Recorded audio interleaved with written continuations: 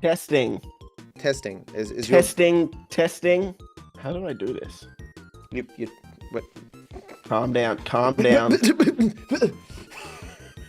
So do you want to do an intro for this? I think the best way to do an intro is just this every time someone asks, are you going to do an intro? And I think that can just be the intro. I think that's good. Sure. Welcome to the podcast. That was the intro. Let's get started. Amazing intro, indicative of the amazing quality of this podcast. The best GTA 6 podcast in the world. True. Back. We made it, dude.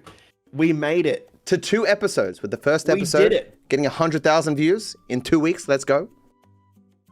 We actually made it past episode 1. This is a big moment for the podcast. There were a lot of people that didn't think it would.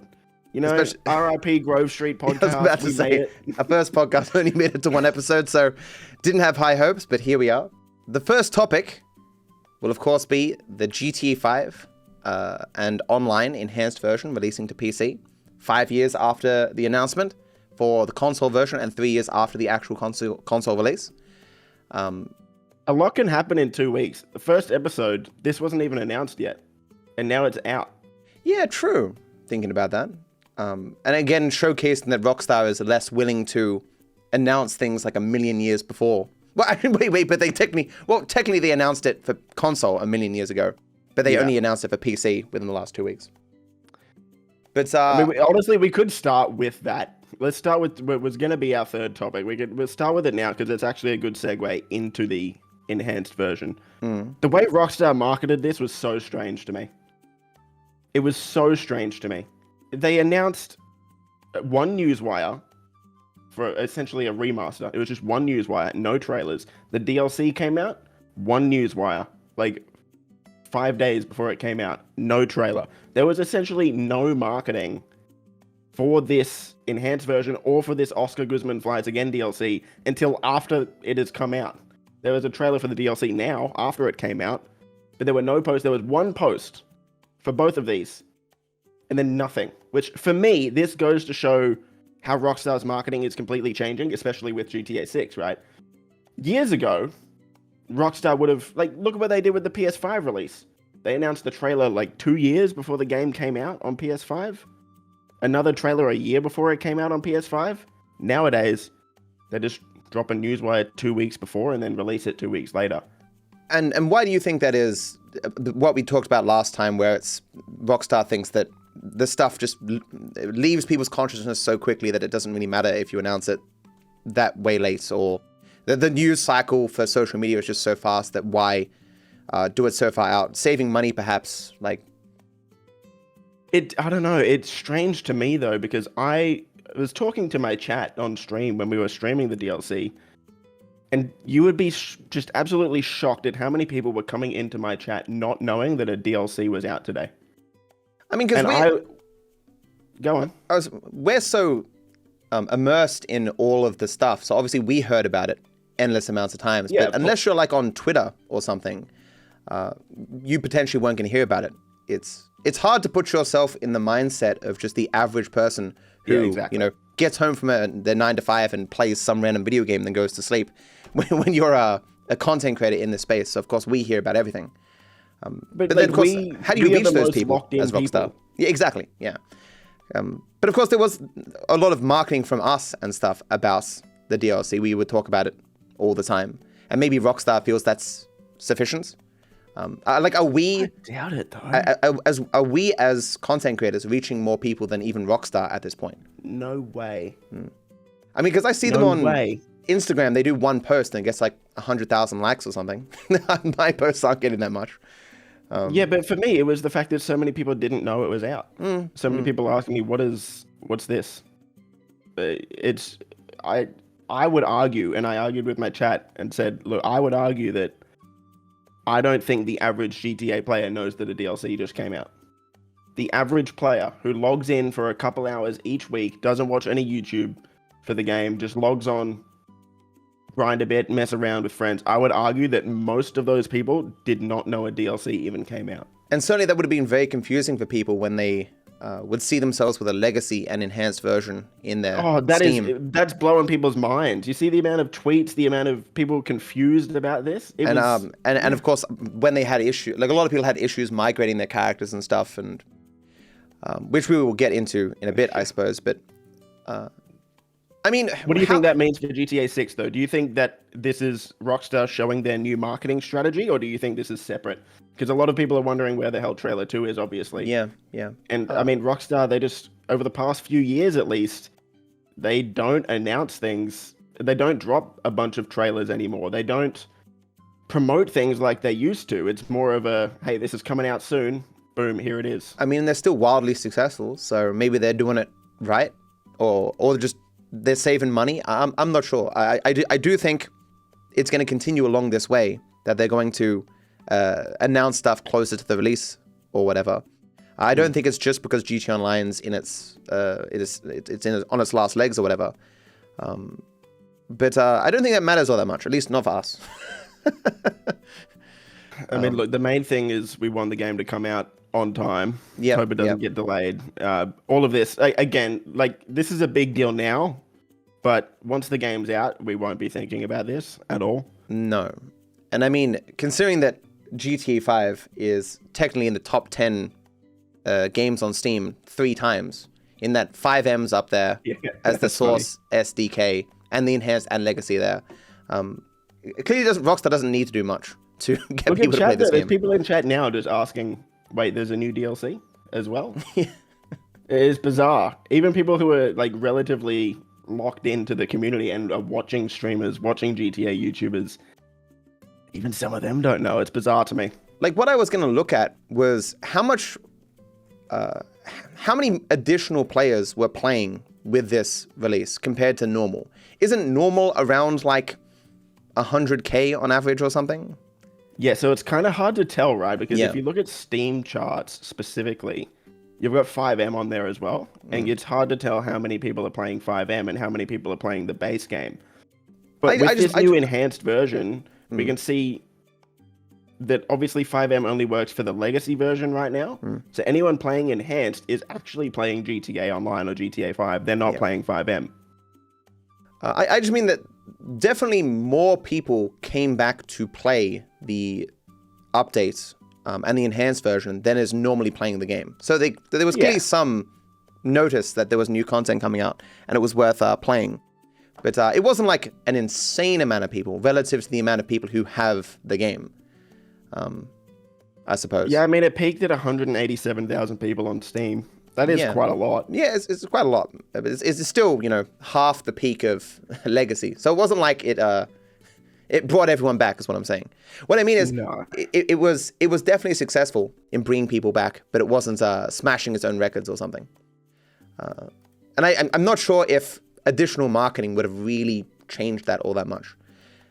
But of course, that depends on your assessment of how good you think the enhanced version is and how good the DLC was. Which I suppose is the first topic. That's now the second topic. The reception for the enhanced version. Yeah, it's been, Steam reviews have it at mixed. That's a perfect way to describe it. Mixed. Yeah. Is what I would say. 51% negative, as a matter of fact. The most helpful review is negative, with 87 people finding it helpful. Maybe I should read it, because it gives the negative sentiment. Yep. So it says, for this remaster, you get capped at 120 FPS. Game used to run unlocked on PC, but not anymore as of this new release. So that was fixed a day after. It's surprising that Rockstar didn't catch on that was an error. But I think they just forgot to flip the switch, to be honest, which is crazy that can happen. Because you could fix it yourself. You could fix it yourself with a modifier when you're starting it. So it was clearly just a small oversight. Yeah, that's not great. They go on and say there's no more text chat in GTA Online, which is certainly true. I'm surprised people consider that to be a huge loss, but then again, I don't do much in the public lobby. I'm not surprised that they removed it, because I'm not surprised. Not surprised that people think that's a problem. So with console, obviously, a lot more people have mics. Well, maybe not necessarily true. I find that in console games, more people are using in-game voice chat than PC. Maybe that's just me. That's definitely my experience. One of the big parts of GTA Online PC lobbies that made it felt like an alive lobby was the fact that text chat was always popping off. Yeah. You don't even need to put your mic on. You can just type in chat, anyone want to do this? Or you can just see people, even people arguing in chat is entertaining, right? And it makes the world seem alive. There's something happening in this lobby right now. And more of a community feel. Like exactly. they're with other people rather than with, like, they're basically NPCs if you can't communicate with them in a way. Exactly. Well, they may as well be NPCs. So I'm not surprised they removed it, though, because there's a lot of, there's always issues with the idea of protecting the kids from negative stuff online and whether that stuff should be moderated and how much any individual company is responsible for the terrible things that people say and do in their games. Do you think it's that, though? Yeah, I think it is. I think maybe that's a small part. I don't think the main reason they removed it is because of people saying bad stuff. I think it's because people were using the in-game chat to promote mod menus. Yeah, I mean, that's also probably a part of it. But I mean, I'd say that is a big problem. Then. It is like a big problem. Almost most lobbies you would go into on PC, there would be like some Chinese bot in there spamming a mod menu. Yeah, definitely. And that, not a good look, especially for like a new player who's jumping onto the game. No. Seeing that on the right-hand side of your screen, it's not going to make you want to keep playing. But you'd think there would be ways to solve that with just like AI at this point, right? That AI would eventually be able to detect, to some degree, those kind of messages and just remove them instantly. It would cost money and time and effort and all that jazz, but maybe they just felt it wasn't worth the effort. That there's probably not a lot of people who only play the game because there happens to be text chat. They aren't going to lose a lot of people by removing it. Maybe just too much of a hassle. I didn't predict this, but I'm just saying I think there's reasons we can think of that make this make sense, even though I can understand why people are not fans, you know. Yeah, I just think that every PC game, every successful PC game that revolves around a community has an in-game text chat. Yeah. Think about it. Any game that has a community where you are playing with other players will have a text chat. It is an integral part of an online game on PC. And I think it is a massive mistake. I hope it's not a permanent thing. Yeah. Rockstar did confirm that it was intentional. So unlike the 120 frames that was accidental, where they capped that, this was intentional. People have messaged Rockstar support about it. They did confirm that, yes, there's no text chat in this version. I hope that they will return it once they figure out how to stop all of the issues with it, because I think it is as close to an essential feature as you can get. Yeah, and certainly we'll be talking about it later with them working to take down some mod menus and stuff, and with fewer of them being out there, if the issue is mainly the promotion of them, then dealing with the mod menus at the source will remove that from the text chat as well, and then maybe they can bring it back. But someone in chat said protecting the kids in an R18 plus rated game. I don't think GTA 5 is R18 plus, is it? Yeah, it's got a strip club. GTA 5. In all countries? Yeah, GTA 5 is... it's MA 15 plus. Oh, no. There's another different one. So R18 plus in Australia. It's 17 plus. It's in yours. It's 16 plus in yours. Because I guess it's just going to depend on the country, I suppose. But it clearly, at the very people under the age of 18 16. do play it. Clearly. Oh. I mean, there was a thing we saw on Twitter recently where a kid had their 17-year-old birthday and they had a cake with your and my logos on it. Really? I don't know if you saw that. Yeah. No, I didn't see that. That's cool. There's a bunch of content creators. It was pretty cool. No, I don't think maybe like 1% of GTA players waited until they were 18 to play it. I don't know. I don't think there's many people out there that didn't play this game before they turned 18. Exactly. But continuing with this negative review, they said frame generation only in a future update. I thought they had DLSS. Yeah, I'm pretty sure frame gen is live now. Yeah. I don't care that much about the whole AI frame generation stuff, but apparently a lot of people use it. I remember hearing 80% of people, when DLSS is available, they turn it on because they want more FPS and they don't care about the occasional graphical issue. But as a content creator, if there's graphical issues in my videos, people will point that out and be like, what the hell? So it's better for me just to have the base. But apparently people like these features, and they're only getting better over time. So it's a good thing that they're available. And certainly running the enhanced version with the changes to the lighting and stuff is quite taxing. Even on my amazingly beefy rig, I'm struggling to get 60 FPS everywhere, you know? Yeah. But there's a lot of issues. Overall, though, what are your thoughts on it?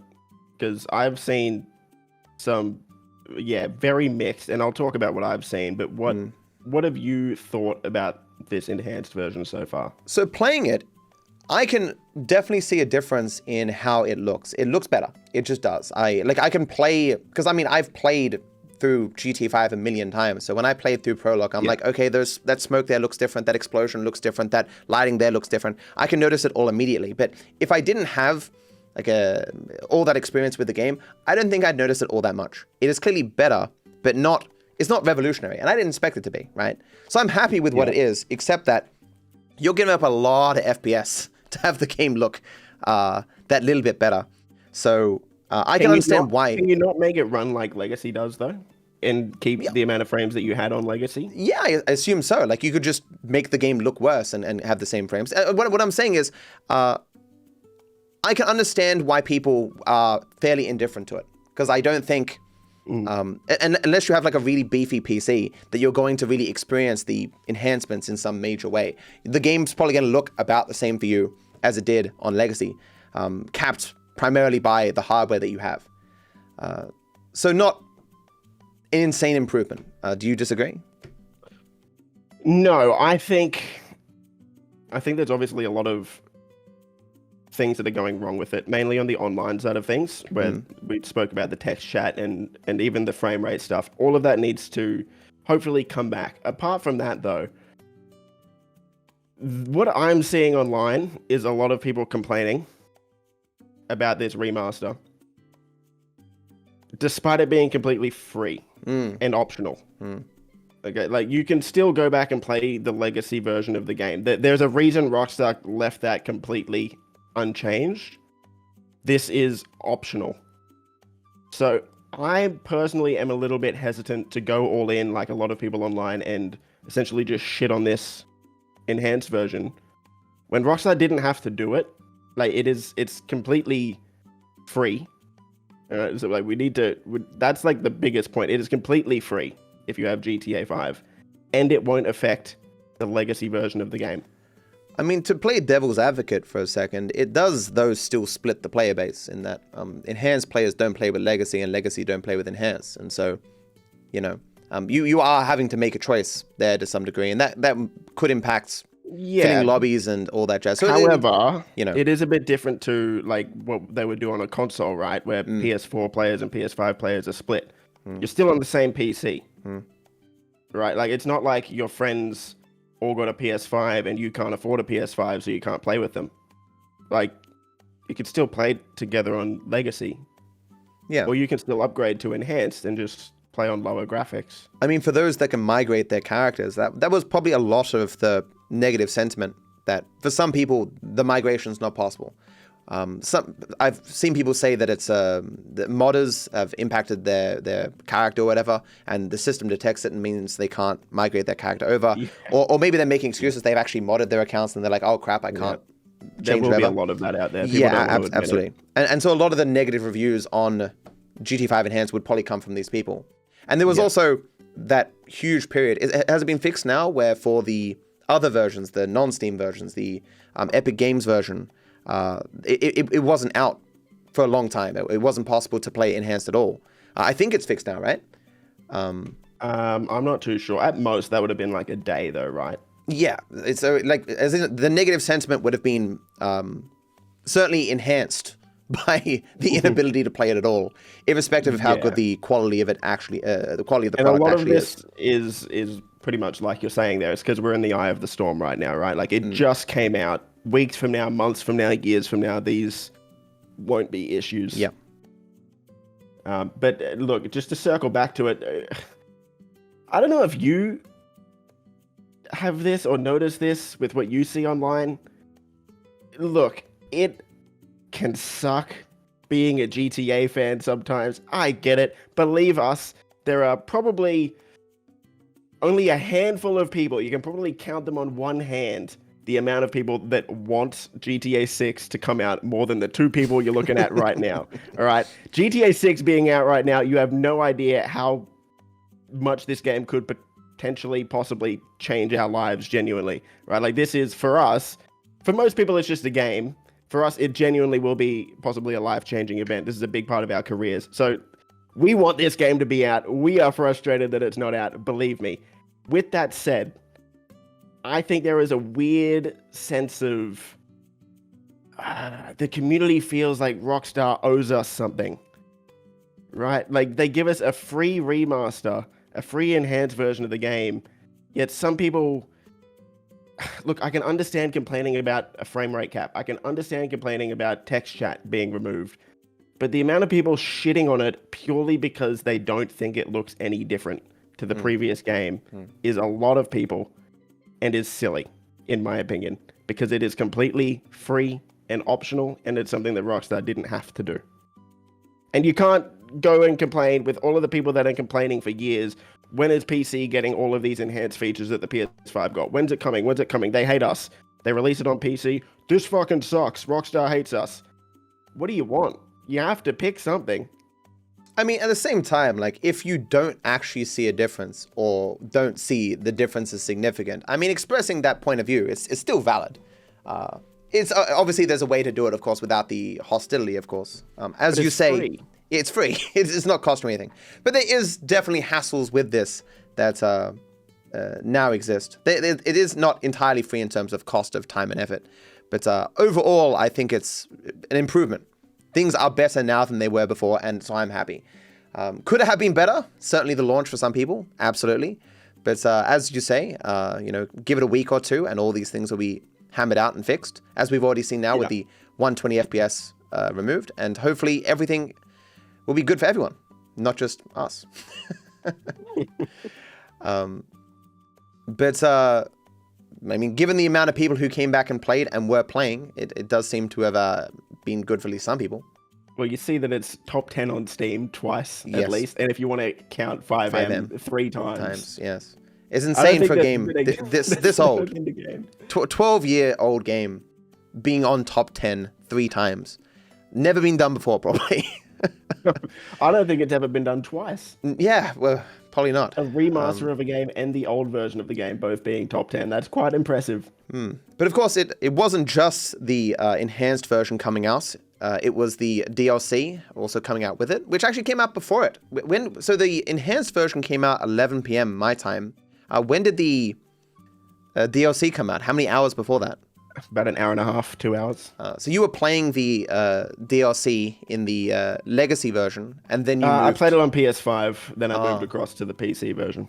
Yeah. Okay, sure. I forget that you do both the console and the PC. Isn't that a pain in the ass, like forgetting what you have on each version?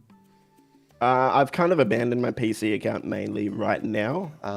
I've got, all the businesses, I've got the oppressor and whatnot, but I've got $300 million on PS5, so I kind of want to keep grinding that, try and get to $1 billion instead of, I wish there was cross-progression. I can understand not having cross-play, but I do wish there was cross-progression between platforms. That would be cool, but it's not, so it's hard to leave all that behind. Progression in the sense of, like let's say you bought a business on console, you would expect to have that on PC, or do you just mean like cosmetics and awards and stuff you would want them to cross that over? Progression. Like, I'd be able to bring all of my businesses, all my properties, all my money over to PC. But again, it's understandable why Rockstar doesn't do it because of the cheaters on PC. Could just give you millions and hundreds and millions of dollars that you could just bring to console and, I mean, if they could do it just one way, as in only from console to PC. No, but I was thinking of it as more so a constant thing. Oh, yeah, of course, yeah. You'd have to. That's not just a one-time character switch. Yeah, like so you'd want the PC improvements to also go to your console, of course. Yeah. So no matter where you play, you can switch back and forth. Like, some people have a PlayStation in their bedroom, for example. Maybe you're playing at your PC, then you want to go play on your console in your bedroom. You can just switch, but you can't. But who knows? Maybe GTA 6 will fix that.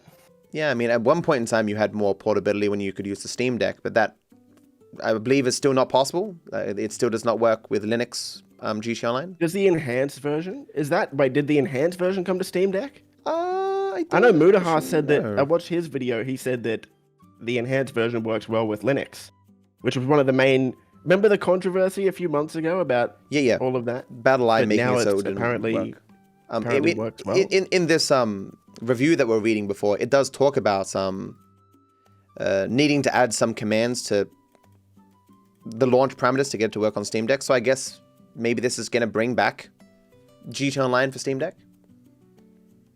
The offline works, but not online? Yeah. Oh. Yeah, just so many devices and just so many things they have to balance around with PC.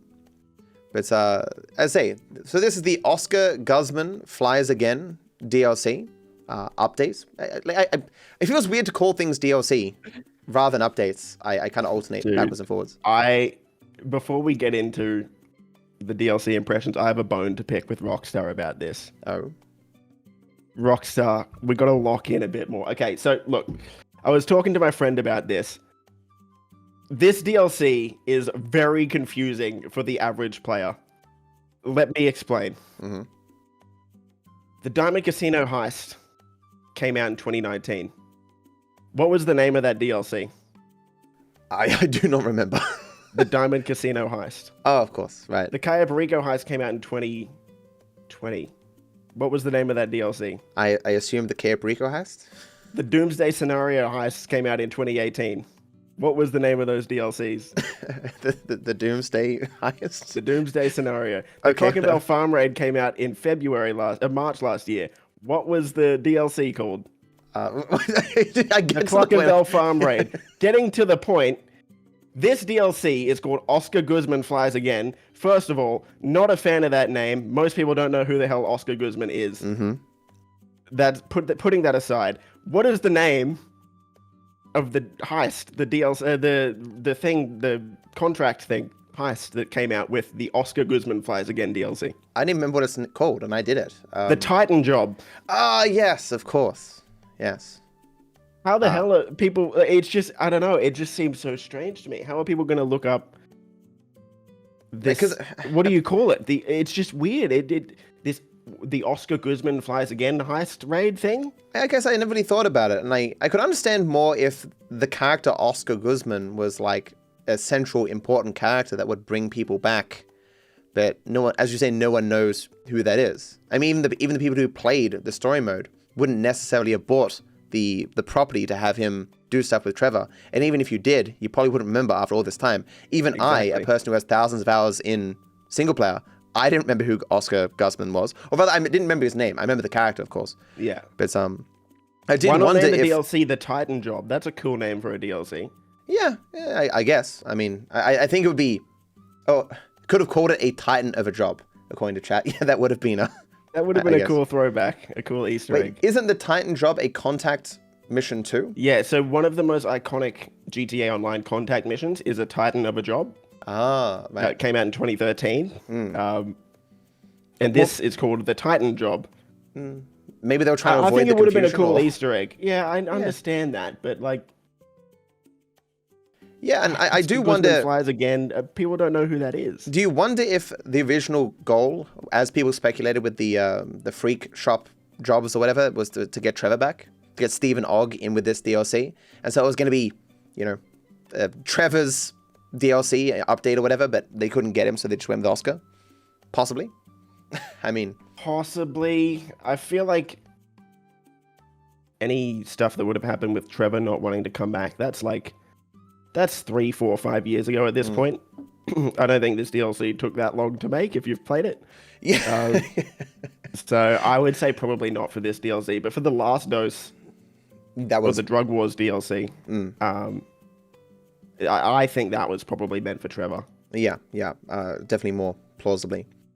But this, of course, this DLC wasn't much of really anything, at least in my view. You got the old what's the place called? You got the building at the... Isn't that crazy? I can't remember anything from the fucking game. This guy's played 10,000 hours, and it's like this property is so meaningless. Chat, help. The Mackenzie Mackenzie's Field. Field. There you go. You didn't remember either. You were waiting for chat. I made a guide on it yesterday, dude. Come on. I remember the names, anything, man. So then we got the Mackenzie Field airport, air flight thing or whatever, and there's some small room off to the side of it, and there was like 6 missions, most of them being setups, and then some random job that you can start. It wasn't much content-wise, I don't think. You can finish it in a couple hours. It was about the same as the Cluck and Bell, which is what we expected. I mean, I think I had more with the Cluck and Bell, more fun with that, honestly. Really? Yeah. I mean, I think of it more fondly. Maybe missions as well. Maybe because I like the characters more. In the and just the whole police theme is a bit cooler. Yeah.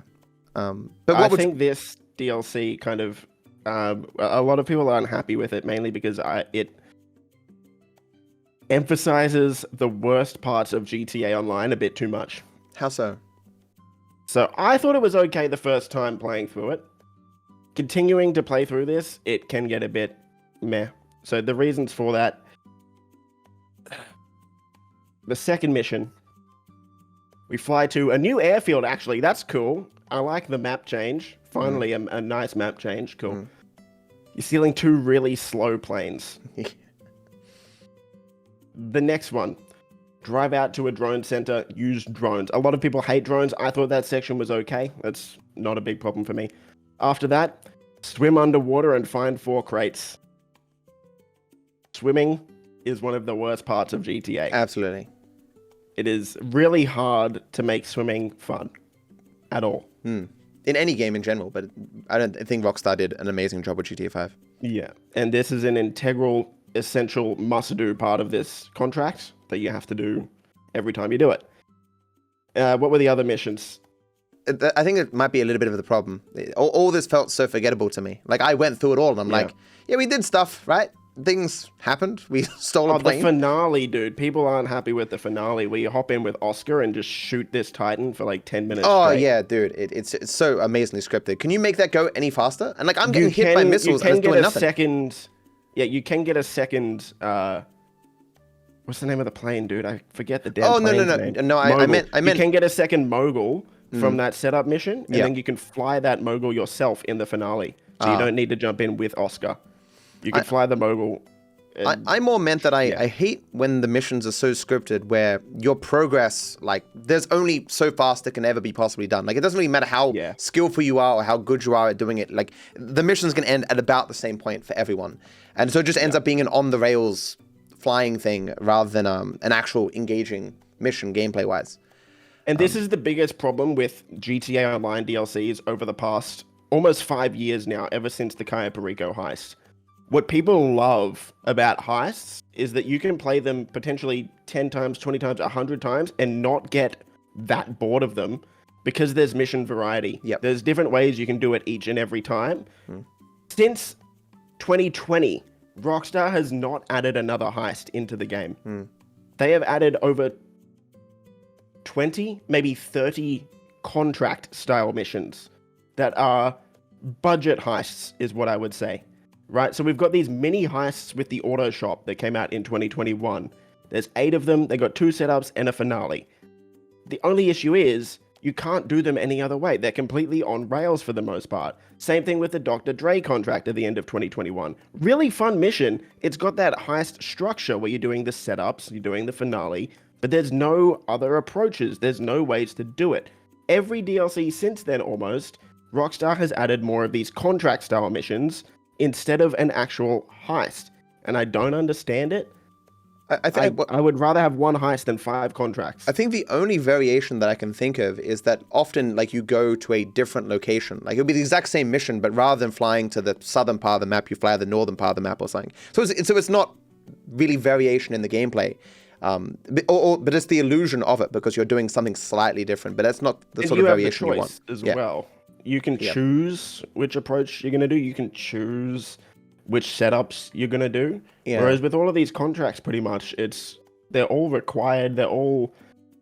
It's mainly the finales for them as well. Like, it's almost completely on rails for almost every single finale for any sort of contract that Rockstar has released over the last 4.5 I mean, surely years. they're doing that because it takes less dev time, less effort to make it this way. Anytime you want to make things deviate in a significant way, you're basically making two different heists or two different whatever. Like it takes more time. But as you say, maybe you're right that people would still prefer that, having less content overall, but more variation in the particular things. Something amazing rather than quality over quantity kind of thing. Oh, I can prove it to you that that's the case right now. Name 3 heists. Oh yeah, I mean we could just go with the Doomsday, the Caprica, whatever, and yeah. I mean, I would still name the Name 3 Clockenbell. Contracts. I can't name contracts, man. Exactly, but no, there's like 8 heists in the game, and there's like 50 contracts, and you can name 3 heists, but you can't name even 3 of the 50 contracts.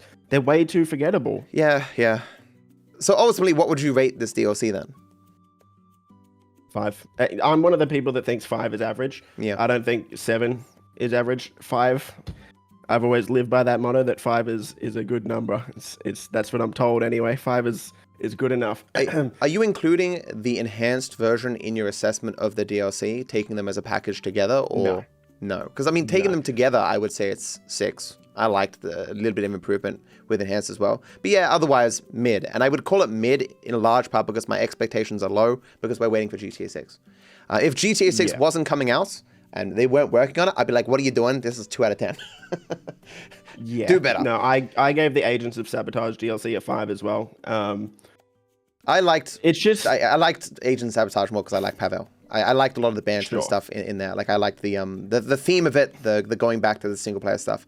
But it's mainly expectations. Like I would agree that DLC is better, but it's mainly like expectations, right? Like this wasn't branded as a big update. We knew this was going to be smaller, so this is pretty much exactly what I expected, which is why I'd give it a 5. What's interesting is that they must be really scraping the bottom of the barrel for stuff from single player to bring to online if they're going to Oscar Guzzman. Yeah, well, what do they have left? You played more single player than almost anyone on the planet, so what's next? Leak the next DLC. What is like the one feature that they haven't brought over to online yet? I can't think of anything, but if you had asked me before the Oscar Guzzman DLC to name something, I wouldn't have named Oscar Guzzman. What are some random side characters? Because they brought back Maud. Yeah.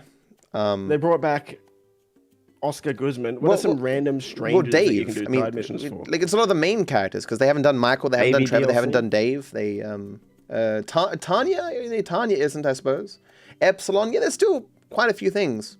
Did you see that Ned Luke specifically tweeted about him getting a DLC for the final DLC of GTA Online? He's done that many times. I know, but he's like fully said it this time. He's like, wouldn't that be nice? The final DLC of GTA 5 would be GTA Online. The Production is the name of the DLC. That would be so cool. People are naming a lot of stuff in chat. Nigel and Cletus. True, Cletus isn't in online. There's Border Patrol, there's definitely other things they could do, but I suppose they want stuff with buildings attached to them, right? And as well... Are there any buildings left? Unless we start up, like, a golf course. But I mean, like Epsilon has buildings, kind of. Well, I mean, they have the Epsilon building, but... I mean, commentary on Scientology, which was what Epsilon was mainly meant to parody back in 2013, that was more relevant then. It's not really as relevant now. And maybe doing, like, a border crossing DLC would be a little bit, potentially controversial given the state of America and stuff right now. So maybe they wouldn't want to touch that. The Gulf of Los Santos. Yeah.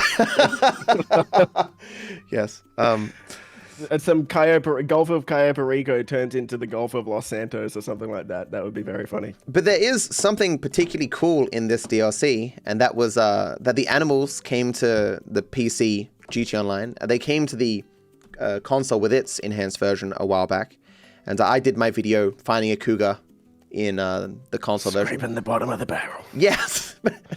But it was like people, even when it came out to the console with the animals, people were like, wait, there aren't animals in GTA Online? Yeah. Oh, yeah. Because I actually remember when we were doing the Meme Olympics, and I suggested we should find a cougar. And I think it was one of you guys said to me, there are no animals in online. I'm like, really? Why? Yeah, why did it take them 10 years to add animals to GTA Online? But there was in one of the earlier setups or whatever, when we went to the top of the mountain, there was a person who died to a cougar and another cougar attacked. And people like, that's a reference to Dark Viper AU. And I sure hope that's the case. Yeah, I don't know about that. Like, it would have been cool if they did it at the same spot that it happened to you. Or the commentary reference Stab City dying in Stab City or whatever. Yeah, true. It's one of the things where it's one of those things where they make so much content in GT Online, and whenever they take back anything from single player, I've been making so much content in GT Online that effectively anything it could be associated with me, right? But there's a small list of things, because in the Bail Bonds DLC, Maud had a blue ball, and I have my blue ball % thing, and she like kicks it around the office. And it's like, why bring back Michael's yoga ball in such a fashion, except that it's associated with me? Pavel, he does his boop thing. I hope this sonar gives a satisfying boop. Yes? Boop. Which could be nothing, but I also do boop my microphone at the end of my videos. There's I think it's a let me finish. There was dialogue in. There's more. Yeah, there's a dialogue in one of the missions where, they're talking about O'Neills and they're like 14 O'Neill brothers or something in an exclaimed way. There were 14 O'Neills in my junior prom, partner. 14! And then, of course, now there's the cougar on top of the mountain. It's entirely possible that just for a bit of additional social media traction, someone's making vague references to me, so people tweet about those things and talk about those things to potentially advertise the DLC bit. It does seem like there's too many for it to be a coincidence at this point. And I think it's a smart move, even if it's not done because they like the content or whatever. Like, I think it's a smart move just to have potential references to content creators in the stuff that they make as a form of advertising, right? Yeah. I mean, they put like the gorillas in in the Freak Shop DLC when you and the people are like, oh, it's a gorilla like TGG's gorilla and stuff. And there was cougars in that as well. Like, whether that was intentional as a reference, who knows? But possibly, there's a very good chance that a lot of the devs have watched or do watch your content regularly. I mean, we do know that people who watch our content do work at Rockstar. It's just a question of whether this is an intentional thing on Rockstar's part, like some guerrilla marketing. Guerrilla, get it, TG, huh? But, very nice. But or if it's just like just the devs being like, for shits and giggles, putting this stuff in, and most people at Rockstar wouldn't recognize it at all. Imagine there is a Matto and TGG combo in GTA 6 as a parody of YouTubers that are Australians. That would be funny. There has to be parodies of streamers and content creators in GTA 6. For sure. No way. It is such a huge part of the social media landscape, for better and worse, all these different personalities. And we'll see what Rockstar has to say about such things. Because obviously they're parodying social media in general. We know that just alone from the trailer. Like yeah.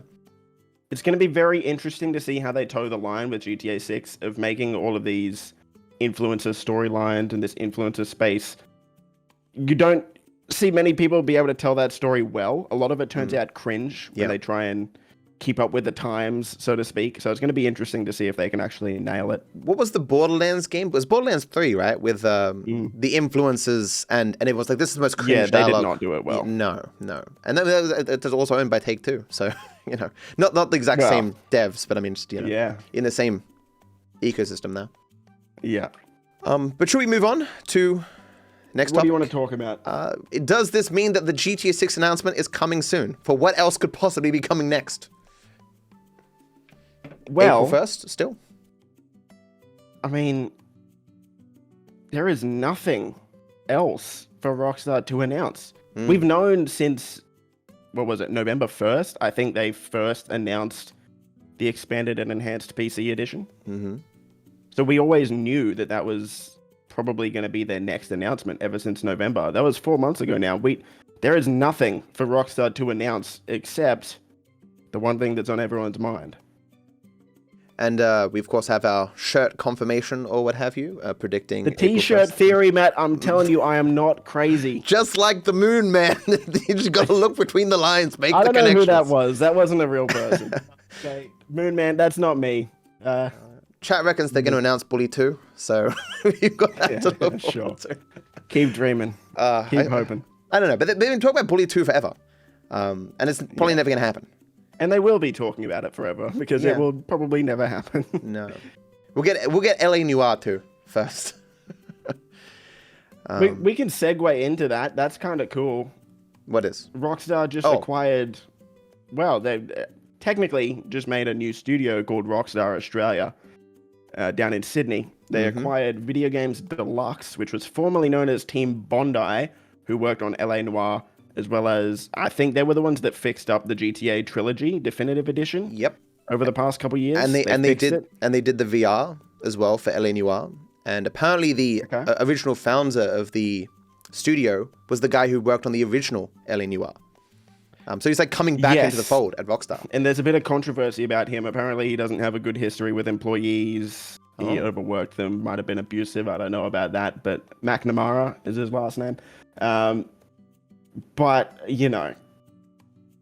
I mean, considering that Rockstar has apparently cleaned up their act in terms of their own culture at the company, that maybe that's going to influence this new studio as well, and things will be better for everyone, we can hope. You wouldn't think Rockstar would bring someone like that back unless they've changed, especially nowadays. So I think maybe don't judge so quickly, just see what happens first. It is interesting how many studios they have now. Like I looked up on the wiki, and it's 12. 12 including the 5M people or whatever. And considering they have 12 studios, it doesn't seem like they do a lot. I mean, that's just from like a... Whoa! It's a hot take. I just mean from like an external perspective. They're not chucking out a game every year from all these studios. How many of these were recent acquisitions, though? Like Wikipedia, Rockstar Games. Rockstar just get 2 more studios, then Matt can say 14 studios!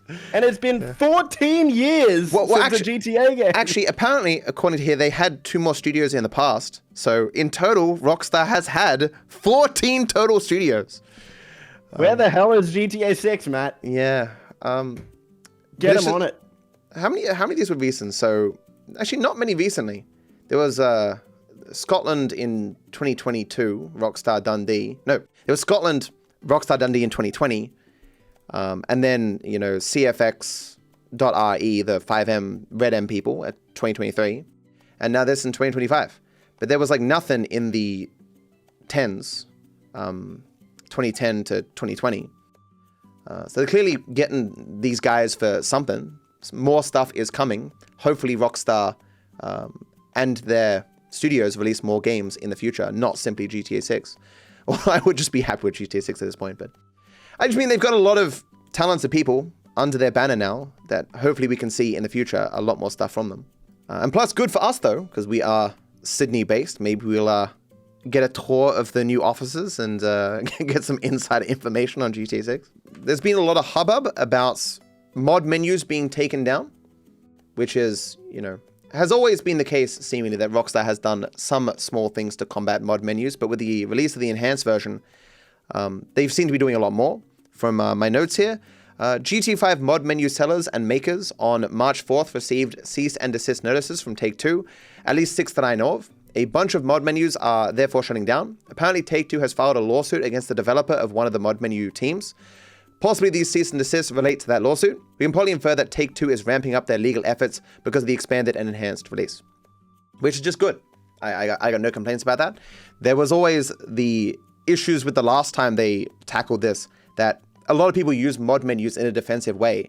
And if they were half-assed in their taking down of these menus, it would often be the case that those who use like free versions to protect themselves had the tools to protect themselves from the other mod menus. But if they're scorched earth and get rid of them all at once, the people who use mod menus in a more defensive way don't need them, and that will be obviously good for the play base in general. I guess I don't really have much commentary on this other than to say, fuck mod menus and those who use them to ruin the days of other people. Those who use them to defend themselves, that's a separate matter. But it's very clear that Rockstar and Take-Two have a better interest in defending PC, as was shown with battleye. And I hope they continue that all the way into GTA 6, and we don't have to deal with the state that GTA Online was in in for so many years in the next version of GT Online in GTA 6. The real thing here is that they're taking legal action. I mean, they've done that before, supposedly, right?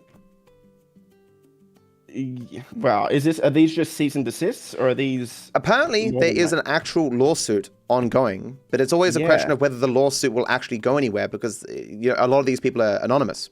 And some of this information was given to me, in confidence, and so I don't want to say too much as to what is public or what is not, but there is apparently a lawsuit. It's just a question of... So it's more than just... more than just cease and desist, yes. Rockstar is actually going at mod menus. They're swinging arguably harder than ever. Yes, and that's I can't see how this could be bad for anyone. It makes sense though, because with Enhanced coming out, this technically is a brand new release for Rockstar on PC, and they want to protect it. I think it's all about GTA 6 though, honestly. I think this is all... You think so? Yeah, I surely they're doing it in part because it's the new version, but at the end, at the end of the day, perfectly with the release of Enhanced, though. Oh, absolutely. I just mean that I think this is all setting the groundwork for GTA 6 Online not being the shitfest that GTA 5 Online was. Yeah. And if they let these guys run rampant, they're just gonna, immediately pivot into the GTA 6 ecosystem when it comes out. Yeah.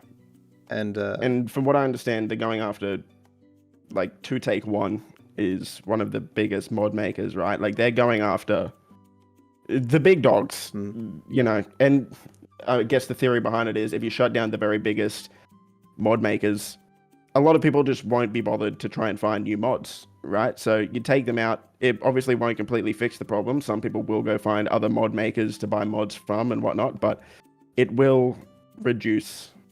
It's the same way with anything. It's just barriers to entry. It just makes it harder to do something. You'll never stop it entirely, but the harder you make it, the less people will bother going the effort to get it. And as well as if you make it so there's less reason to go the effort, making the game a bit more balanced or more generous or what have you, make it actually work. You're not needing these are defensive reasons to protect yourself from mod menus. Like, people just go to less of the effort. There'll be less money in it, so people won't bother to make this stuff. Because apparently, I've heard from people make like hundreds of thousands of dollars selling mod menus. And with that financial incentive, it's hard to squash it entirely. But it's just a huge game. And so I'm interested to see how this develops over the next few months. Yeah. Because remember when the anti-cheat came out a few months ago for the legacy version now? Mods died down. There were a lot less modders for a week or two. And then it started to ramp back up. I'm really interested to see what happens this time with the enhanced version, and if Rockstar continues to be aggressive constantly, to see how long it takes for modders to really start popping up again in the online version. Especially, and again, I'll relay this back to the enhanced version where they disabled text chat. I think that is linked to modders. Yeah. It does suck. But look, would you rather have a PC version that has absolutely no modders, also with no text chat, or would you rather have modders and text chat? Yeah, I mean, as with all these things, it's always security is an ongoing thing. You can't just implement one thing and then just leave it. They will always need to proactively engage with it and tackle mod menus to keep online safe. Or if they just turn their back for 5 minutes, a mod menu will be developed that gets around security, and it will just all blossom again and become an industry. It does suck, but that is the nature of security in every market or every company. It's just an ongoing fight between those who want to secure something and those who want to get access to it, usually for financial reasons. But yeah, so good development overall. But our last topic here was our recent collaboration with Wanted. Another one. Yeah, another one. So our third one, I believe. Oh, you've done more than that, right? I've done a few more than that. I still haven't got a win. You'll have to watch the next Wanted video to see if I finally pulled out a win, or if Matt finally pulled out a win. Possibly. But so how many have you done now? We both know the answers to both of these questions, but we cannot reveal. Okay, I just realized we probably should describe what Wanted is, because a lot of people won't know. So Wanted is a GTA YouTube channel with some of the biggest creators on the platform, biggest gaming creators, mainly Laserbeam, who most people would know from Fortnite, as well as Bazza, Marcus, and Creator, as well as Beanbag. So you may not know all of them. A bunch of them are big creators. And they've Especially in started Australia. this group channel. Yes, They're they've all started this group Australian. channel with GTA 5, where they do these massive scale videos, like huge. Honestly, some of the most impressive GTA videos you'll ever watch in terms of scale. Most challenges revolve around 100 people trying to win, basically, doing some outrageous, maybe Mr. Beast style tasks within GTA. And the whole goal is to become the most wanted by winning whatever challenge that video is centered around. Very fun videos. Each many millions of views. Yes. So I was in the 20 YouTubers versus deadliest GTA escape room. Don't target Dark Viper. He's really good. He's a speedrunner. I can hear you and I like this plan. I was also in 100 cops versus 10 escape prisoners. And would it be leaking something for us to tell what this one was about? This upcoming one? Yeah. I think you can probably say what it's about. Yeah, I mean, but escape don't say prisoners. what happened. 100 escape prisoners going through, various different obstacles and trying to be the last one standing or what have you. Is that a good description? Yeah, massive. Yeah, 100 prisoners, basically. I don't want to reveal too much just because I know Marcus likes to keep this kind of secret until the video comes out, but... Regardless, if you want to check out some GTA content with us in it, feel free to go to check out the Wanted channel. Yeah, no, really recommend it. Marcus is doing awesome things. You don't see too many GTA videos nowadays, this late into the game's life cycle, where people are really trying to push the envelope forward. And they're trying to do that with this channel, which I think is really, really cool. They're trying to do something that hasn't been done before, which is really hard to do this late. Yeah. And Cray is in chat. We'll have to see if we can script you guys into a win. Not sure yet. We don't need it to be rigged in our favor. It's good stuff and an enjoyable thing to do. Yes, no, it's a lot of fun. Definitely check them out. So that's all the topics we had here. There were potential. So I have a section of my Discord where people can ask me questions, and a lot of the questions were general GTA 5 questions, so I added some here. I forgot to mention it on the day, but if you have any topics or questions that you think would be great for us to cover on the podcast, head over to my Discord at discord.gg/darkviperau, and there's a section specifically to add any suggestions you might have. In this question, do you think GTA 6 will have the same healing system as GTA 5, or do you think they will actually have an injury system, as in broken bones, bleeding, etc., and not just having to eat a couple of snacks? Because it was interesting that GTA 5 had effectively no healing, and people forget that there were no snacks in single player. So people would watch me play and be like, "Why are you not eating snacks?" Because that was how online was set up. And I personally always hated the healing system in online. They fixed it by the mod menu that you can just press a button to heal now. But before that, like opening the menu and doing 57 inputs was one of the worst things about GTA Online. And I can't imagine that it's going to be anything like that in GTA 6. No, GTA 6 is going to be... They still have food, and I guess like snacks in some sort of way. We don't actually know what the food is going to do yet. We do know that there will be healing items though. So there's a first aid kit, there's a trauma kit, there's these bandages type things. These were all in the leaks. Is this you just speaking about the online component or single player as well? This is just what was in the 2022 leaks. We could see all of these items. Because so it's hard to say if that'll be on online. When you add healing to a game like that, you have to balance the game around that. And so I guess it's going to be a more difficult game in general if you're going to need to be healing all the time. But I do hope... Red Dead wasn't hard and they had healing. You could probably go through that entire game without healing. Red Dead was still somewhat difficult, unless you use Deadeye all the time. Anytime you use Deadeye, it made it easy as hell. But try playing the game without Deadeye at all. It actually becomes a bit of a challenge. Yeah, true. But I do hope that they don't... to see... No, I just hope they allow you to heal to full. I hate that healing to half bullshit. Oh, they will.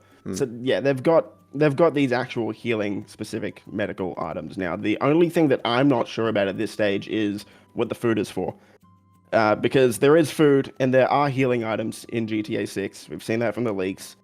Food healing stuff will obviously heal you. What's the food gonna be? Is it gonna be like Red Dead 2 where it's a stamina related item? Is Yeah. it gonna be some ability focused item? Because we do know Jason has some sort of eagle eye ability. Do you think your character is going to be hampered by damage and that like you'll move slower if you're lower HP? You would think there would be some kind of system. The question is always like that stuff sounds cool in theory, but if you add that stuff, it becomes annoying. like I'm half HP, so I'm moving at half speed. You got to balance the realism with actual enjoyment in gameplay, and I'm curious to see what they do because everything has upsides and downsides. I just hated how they did it in GTA 5, and I hated how they did it online. So I don't think they're going to make it worse. I think Red Dead 2, its system was better than GTA 5. So they've already shown that they can improve upon it. So I'm optimistic, you could say. Yeah, and like someone in chat is saying, it's like the refueling cars discussion, right? That's a big topic of discussion for a lot of people. Do you want GTA go down the realistic... Do you want them to go down the realistic route of having to refuel cars? That level of realism? Or do you want it to keep it somewhat arcadey? I clearly don't, but like considering the success of 5M that does have these mechanics, a lot of them, there's clearly a big player base of people who want that kind of stuff. Even if just an optional thing you can turn on.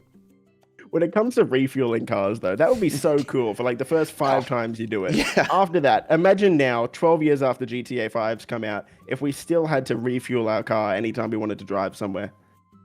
Certainly they could make it though. Be fun. They could make it though, where like it's a super rare thing, I guess. What I'm excited to see is stealing cars, the Grand Theft Auto part of Grand Theft Auto, because we know from the leaks that it looks like you can't just steal cars. Maybe you can just steal most cars, but at least for some cars, there are specific items like a Slim Jim or like some sort of hacking device that you need to steal certain cars. Interesting. I think it's gonna be like some sort of mini game where you're trying to jack a car, you need to like press buttons in the right order, or you have to time something, kind of like a lockpick mechanic or something like that. Has car security improved significantly in the last, 15 years? You'd imagine it would have, right? Especially for like really expensive cars, you would think. Yeah. And certainly like you can imagine this idea where like if you steal a very expensive car, like you'll instantly get like a 4-star wanted level or something because it had like a private security system that would have instantly be alerted when you steal the car. Well, while in GTA 5 you get the same response whether you're stealing a car worth $1,000 or one worth 100,000, which never really made sense. But like even my car, my Lexus down there, it has like a button that I can press for security and stuff. And yeah, it'd be interesting to see how they do that and whether they have more hybrids and more electric cars. And like I'm sure in the leaks there is this information, but I'm trying to keep myself at least a little bit away from that kind of stuff. I want to be surprised, even though that's why I'm here. Oh yeah. You I keep can the just spoil information. the whole game for you. Yeah.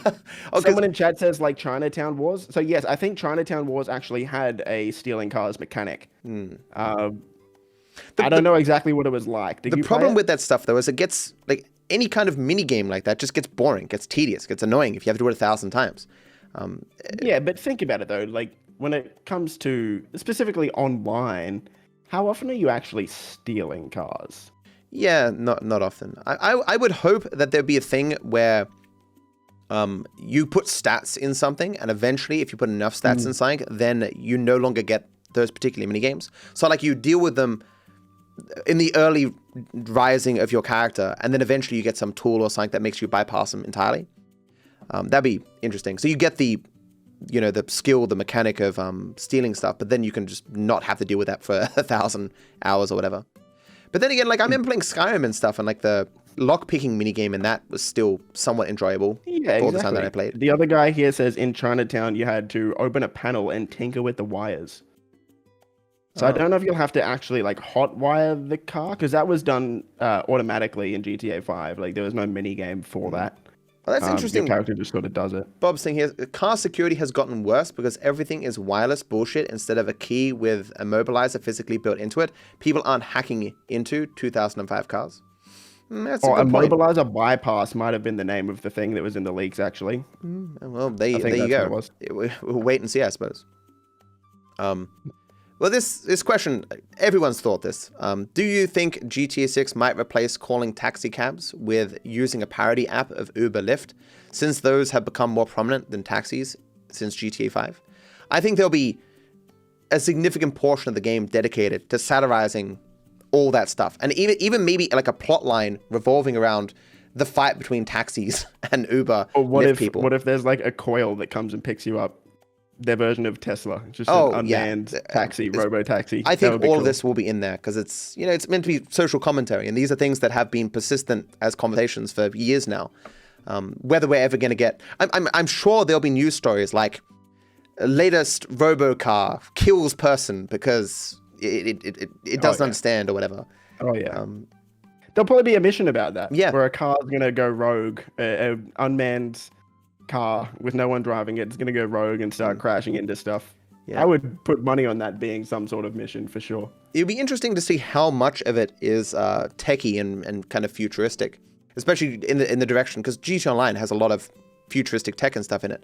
It could end up being sort of like a Watch Dogs Legion kind of thing. You have a voice AI assistant with you at all times, and but I hope not, though. I hope it is a bit more grounded and less. I think it'd be cool if they take some aspects of it, right? But they need to find a healthy balance between Watch Dogs and GTA. Yeah, I do think it'll be more of kind of in the middle of futuristic, hacky tech like Watch Dogs, and then GTA 5 where there's almost none of it. Yeah, we do a lot of drone stuff in online these days.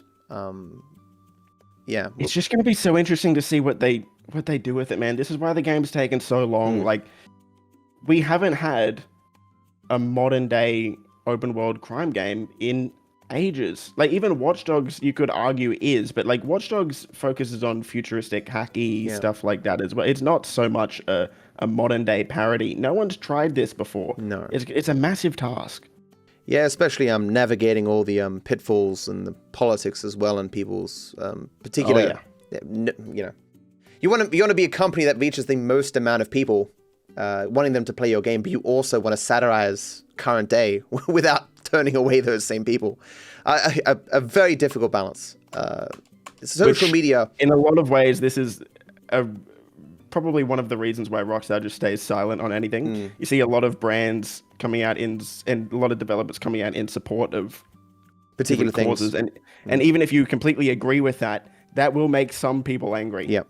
Which is why for Rockstar, if you're purely focusing on making money, it is best to just stay completely silent. Yeah, and even that will, in some contexts, be condemnable. That you're silent on a thing is itself a stance often. But you know what your response is to that? Nothing. More silence. Yeah, exactly. So what are they going to do? Yeah, it's just a different environment that the game is releasing in. 2013, social media existed, but it wasn't. At least I feel that way. It wasn't as all-encompassing as it is today. Yeah. With every public figure, every politician on Twitter, X. God, I'm sure they must satirize that, calling their version Y or something. Call it sex. Yeah.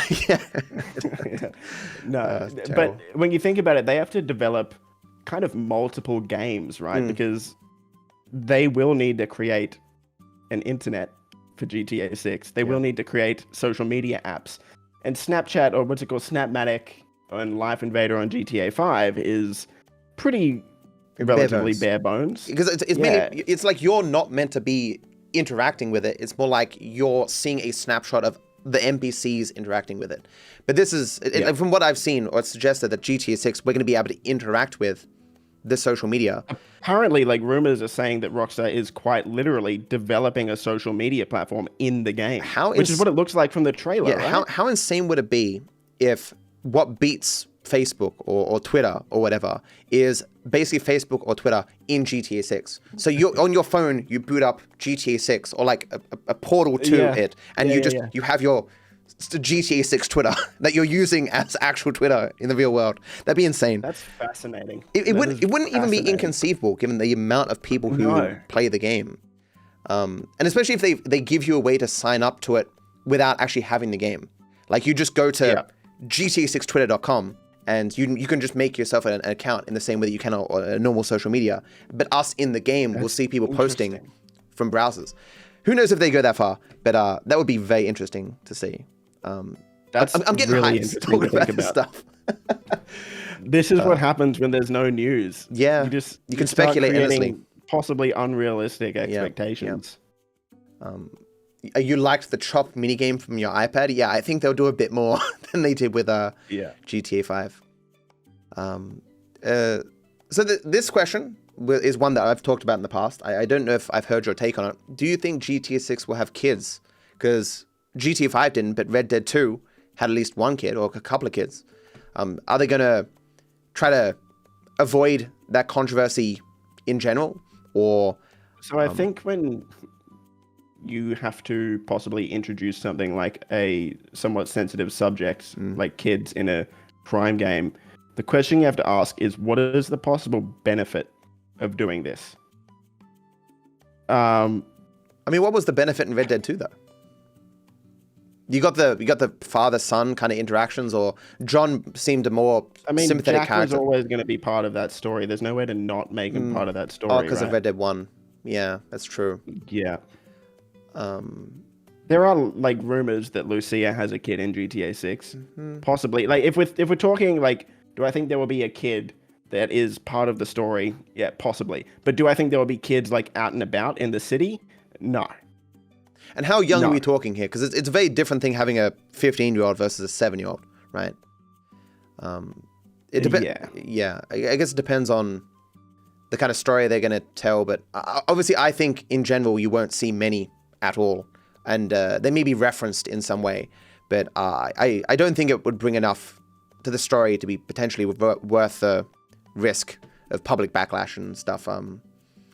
Because I mean, it's a mature game. Obviously, kids don't really add much to that. Other than that, you can story-wise, it can impact the characters. Like, oh, I have a child at home. I need to get home. It'd suck if I would die right now. You know, kind of thing. It'd be interesting to see what interesting thing to see what they do with it. Dark Viper AU writes GTA 6 story.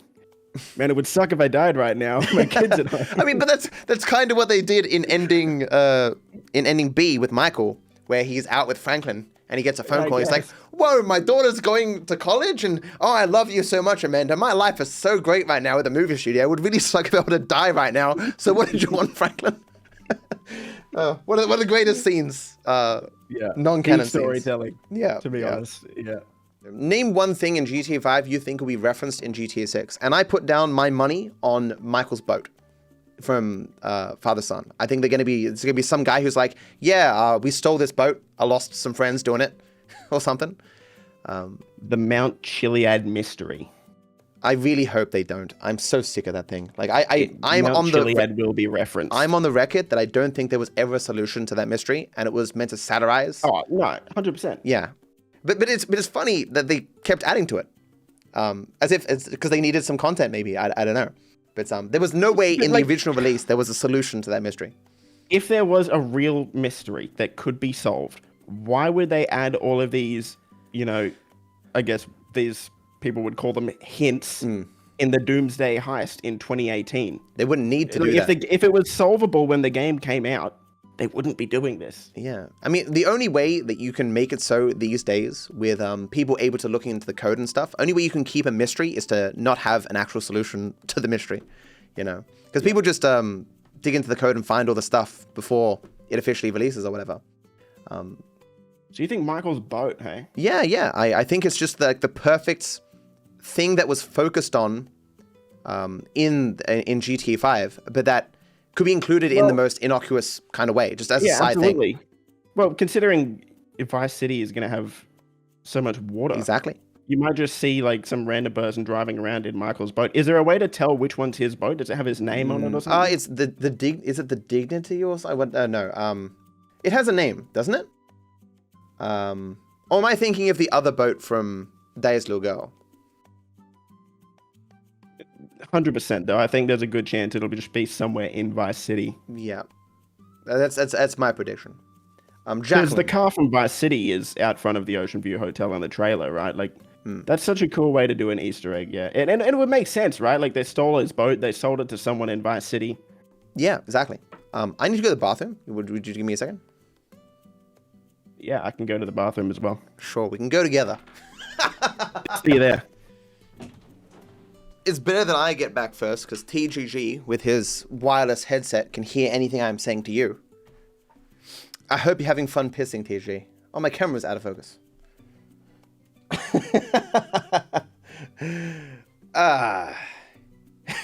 He's back. Where's my camera gone? I'm back. Did you have fun? It was great. I have something to talk to you about. What's that? Am I in trouble? Yes, actually. You are. Hmm? You rejected me. Did I? When I wanted to play with you when the DLC came out. Oh, so I wanted to play the new DLC with you, and you told your chat no. No, I mean, you already played it. Like, you started like an hour and a half before me. Because I waited until the enhanced version came out, and so you were way ahead or whatever. And as well... I'm just not allowed to play with you. Well, I prefer doing the DLC by myself the first time it comes out. And especially because you had already seen it. But I wouldn't have spoiled it. Nah. We need to find other... Well, we need to do GT4 I thought we were collab. friends, to be honest. Like... We are friends, man. Wait, I've got you on social club and everything. But nah, I prefer to do it myself. Especially... Oh, I didn't actually mention that when we were talking about the DLC. Mine bugged because... You know when you need to steal you gotta steal 1 or 2 jets, and then you go back to Mackenzie Field and Guzzman Oscar shoots down stuff. I landed the plane, and so Oscar shot them down, and it landed and crashed into me, and I died. And so when I respawned, or was it for the next scene? I can't remember. Yeah, I think when I respawned, I was unable to open the hatch of the plane, so I couldn't drop bombs. I had to land the plane each time and then get out and like RPG the things we had to destroy and then move on. And I was going absolutely apeshit insane trying to figure out why I couldn't open the You sure the bomb you were pressing hatch. the right button?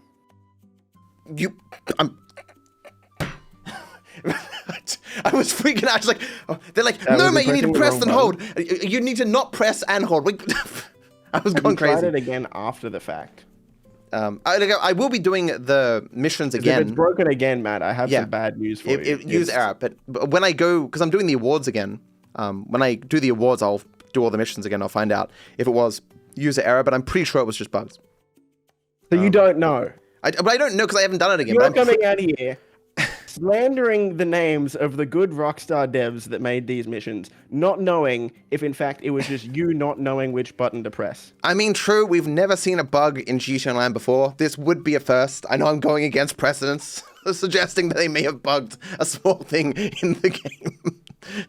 But yeah, there's always like it's weird how I can always find these quirks, these issues with every DLC that they release. Somehow I managed to do that. But have you ever focused on getting the awards or doing the career progression for any of this stuff? You're not. I've done most of the career progression. So I do the career progress for every DLC that comes out, and I'm slowly making my way through doing all of them. I've done all of the businesses except the hangar, which I only need to sell about 4 more full hangars. I've done all of the contact missions except the lowriders. And then beyond that, I just need to do the adversary modes.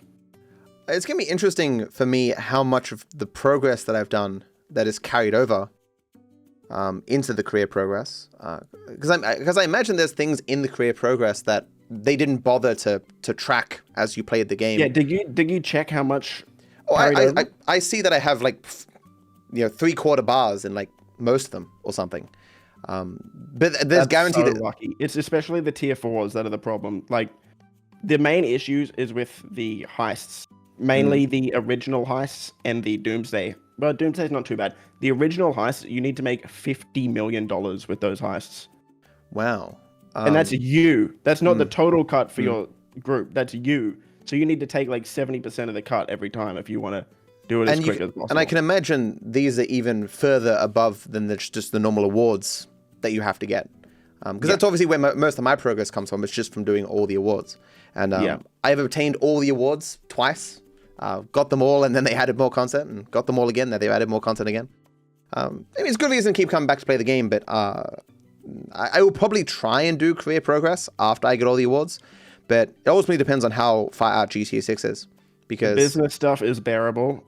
Even the Cayo Perico and Diamond Casino heist is bearable, but once you get to the original heists, you will... good luck.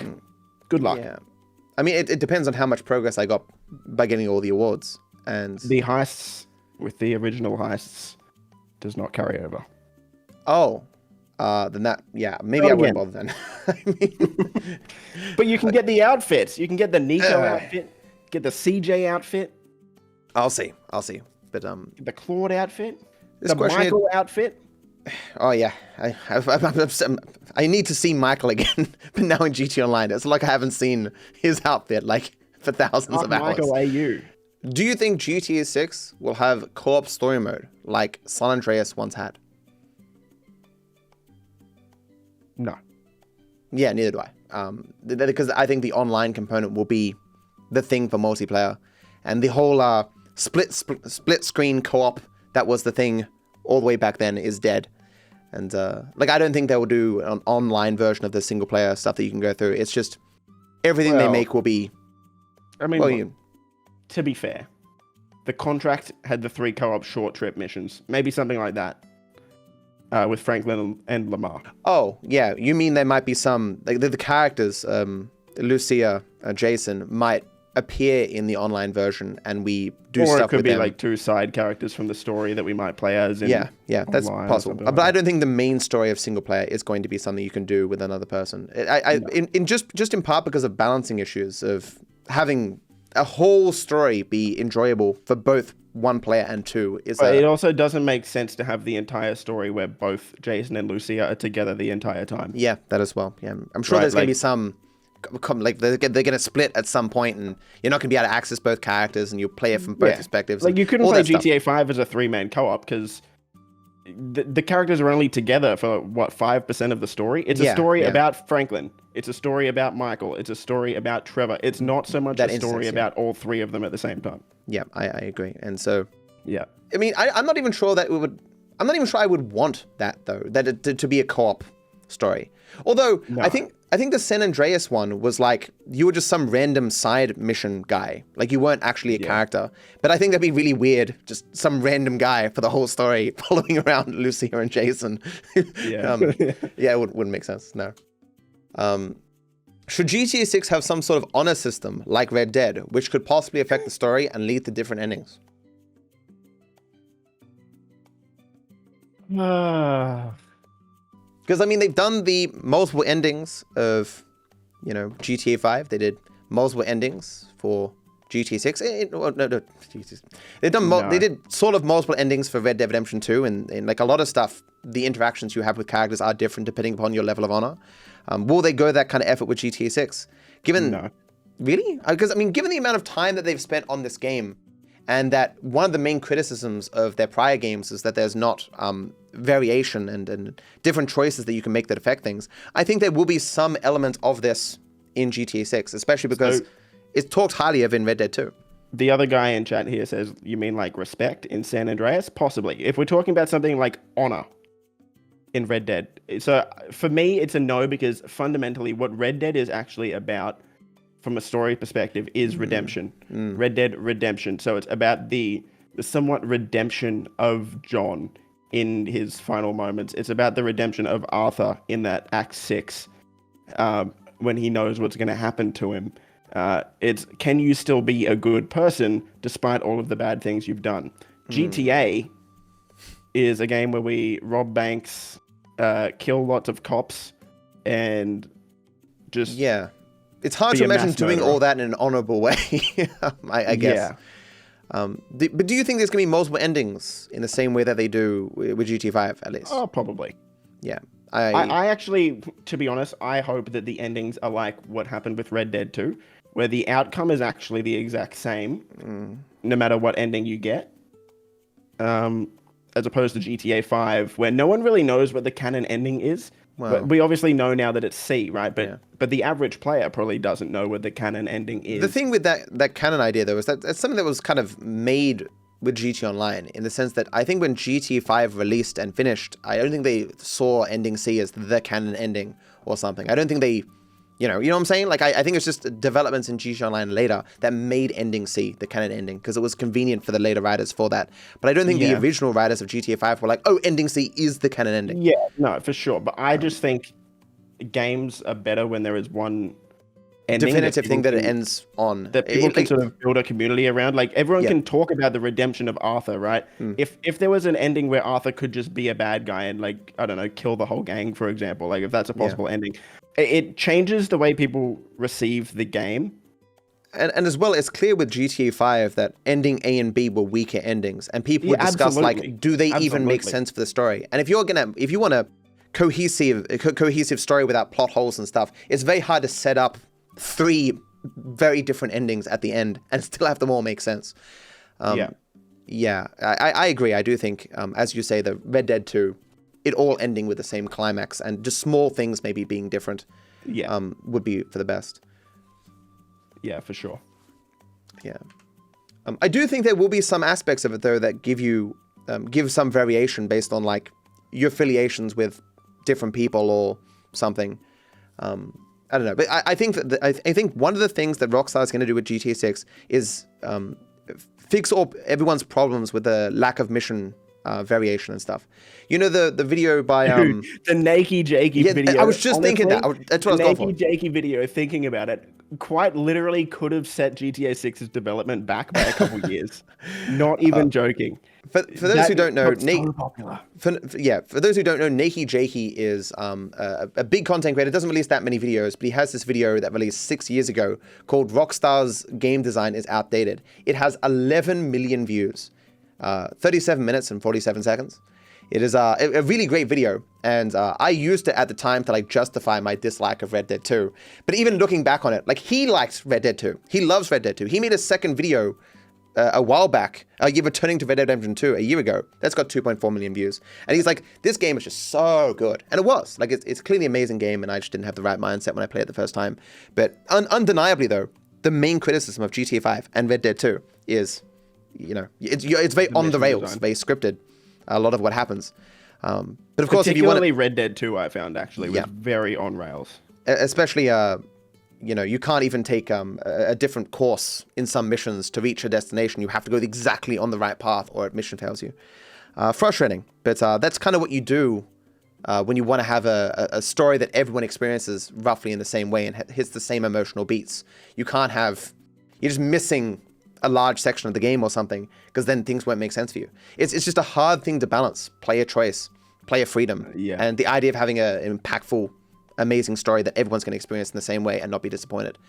But if anyone can do it, Rockstar can, hopefully. Do you think that actually could have affected the development of GTA 6? Well, I think a lot of...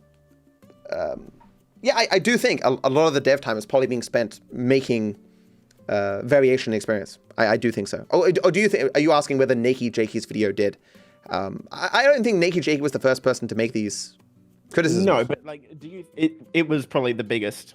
Yeah. Right. So do you think that Rockstar was a certain way through the development of the game and they saw this video and how popular it was and they thought, hang on, maybe we should like slightly change our mission design to actually implement some of these principles? I mean, it's not inconceivable you'd be surprised that companies do keep abreast of, to some degree, what people are saying about them on social media.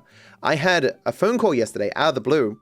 And a guy's like, oh yeah, I work for a Zip, the people who installed my tap downstairs. It's a tap where it gives you freezing cold water, boiling hot water, and sparkling water at the press of a button, just instantly. There's no cooling down or heating up or whatever. Amazing product. I love the thing. And he's like, yeah, one of our employees watched your cooking video, and then we like found your live stream where that cooking video came from, and you kind of like shouted out our product, and thanks for that. We've put you on the Friends of Zip list, so you can now get like free filters and free soda water or whatever for the system whenever you want them. I was like, oh, cool. That video had 150,000 views. And the employee had to go back to the live stream for that, to find that footage. And Like, so it's not inconceivable to me that a lot of people at Rockstar saw Nakey Jakey's video. But whether or not it really had an impact or not is a separate question, because I think they were going down this route anyway. It's just a question of how much they were going to create variation. I don't think they were going to do the same thing. They were not going to spend 10 years on a mission design anyway, despite Red Dead getting 9 out of 10, 10 out of 10s across the board, selling almost 80 million copies. But it did do a lot worse than GTA 5. It was never going to do what GTA 5 did. It's Red Dead. Yeah. I mean, well, the fact that it got half the amount of copies of GTA 5 is more than 99.999% of games ever get. That is an incredible feat. Yeah. But GTA 5, 180-ish million, Red Dead, 75-ish million. And it's also 5 years younger. Yes, it's a third. Oh, yeah, it's a good point, actually. 5 years younger as well. And I do think they were going to make some changes to keep up with the times in this more competitive environment. But you're right that it's possible they had the mindset of, if it ain't broke, don't fix it. I mean, if you're making billions of dollars with a particular type of game, why deviate to something very different? But yeah, I don't know. Maybe I'm just speaking on the basis of my hope, because one of my main criticisms was the lack of freedom to do these missions, and so I'm hoping that they're doing stuff. I think that was a very important video for the development of all future Rockstar games, to be honest. Yeah, maybe one day we'll get some information on that, hopefully. Yeah, maybe. TGG asked him the cost. How much did your tap cost? I don't want to talk about it. It costs many thousands of dollars. You are too poor, according to Matt. He does not see... Yep. When I heard of its existence, I was like, that's going to be just like, $1,000, $2,000. No, it was not $1,000, $2,000. It was a lot of money. It was a 50, 90 cost kind of thing. $6,000. Yeah, something like that. I mean, it's a truly awesome product. Like, the water is so fresh and filtered and clean, and the instantaneous noodles hot water is just so good. It is actually probably right now, outside of my PC, my favorite product I have in my entire house. I don't know how I'm going to go back to live without cold water. It's ice cold instantly. You don't have to have your whole fridge just full of bottles of water. It's just instantly out of the tap. It's saves space. It's just so good. Buys a 6K tap, eats noodles. They're really good. They're made even better because of the instant boiling water. I gotta save my money. I'm just gonna eat nothing but noodles to make back the cost of the tap. Those gamer soups. Yeah. Code DarkViperEU for 10% off, guys. Do you think that GTA 6 Online will be a continuation of GTA 5 Online? For example, GTA 6 Online begins with your character being thrown into Vice City jail and wiped clean from all your assets, or is it too much to expect from Rockstar? I think it'll be entirely clean. I don't think it'll be connected in any way, shape, or form. I think it'll be different purely because we actually have no clue if GTA Online 2 will be anything like GTA Online. And I think we might have touched on this last episode. We actually don't even know if it's going to be us being thrown into a sandbox where we can buy a bunch of businesses and make a bunch of money and buy a bunch of cars. We don't even know if that's what's going to be it. Maybe we have to pick a role. Maybe we have to pick, do we want to be a good guy or a bad guy? Maybe we have to pick, do we want to be a cop? Do we want to do this? Do we want to do legal stuff? With that being said, I don't think they'll deviate too much from the formula of what GTA Online is, given how successful it's been for so long. I think they're just going to refine the formula of what they have with GTA Online. As much as I want them to do something new, innovative, wonderful, amazing, I don't think they want to risk their cash cow, you know? I tend to agree purely because Red Dead Online. Oh yeah. People talked it up and I played it and I actually really enjoyed it. However, it is just the exact same as GTA Online. And people will say it's different because of the roles and stuff. The roles they're just businesses with a different coat of paint. They're the exact same. And it didn't do that well, actually, the Red Dead Online. But whether that's just because of Rockstar wanting to focus more on what actually worked, which was GTA Online, versus it being somehow fundamentally bad, who's to say? But I think it's clear that the formula needs a fresh coat of paint. But I just don't think they're gonna want to rock the boat too much with how things change. But I do think there's going to be a clean slate just because of how complicated it would be to have that continuation and for it to make sense with whatever they want to make in this new game. Especially because they want people to, rebuild everything again. It'd be weird to give you like free businesses and free assets and free cars and stuff from your previous experiences while expecting you to want to play the game again. It's such a silly expectation that I don't understand why it's so big in the GTA community right now. Really? Has there ever been a game that... But there's very few games that let you transfer all of your online progress from one game to the next. Like, Monster Hunter Wilds just came out. If I got all of the stuff I had in Monster Hunter World carry over to Wilds, I wouldn't play Wilds. What is the point? It's the whole point is it's a new game. You're starting fresh. Did they do it from Destiny 1 to Destiny 2? No. No. And people were mad at that at the time, but it was the right move. Yeah. The whole point is starting fresh and experiencing a new game.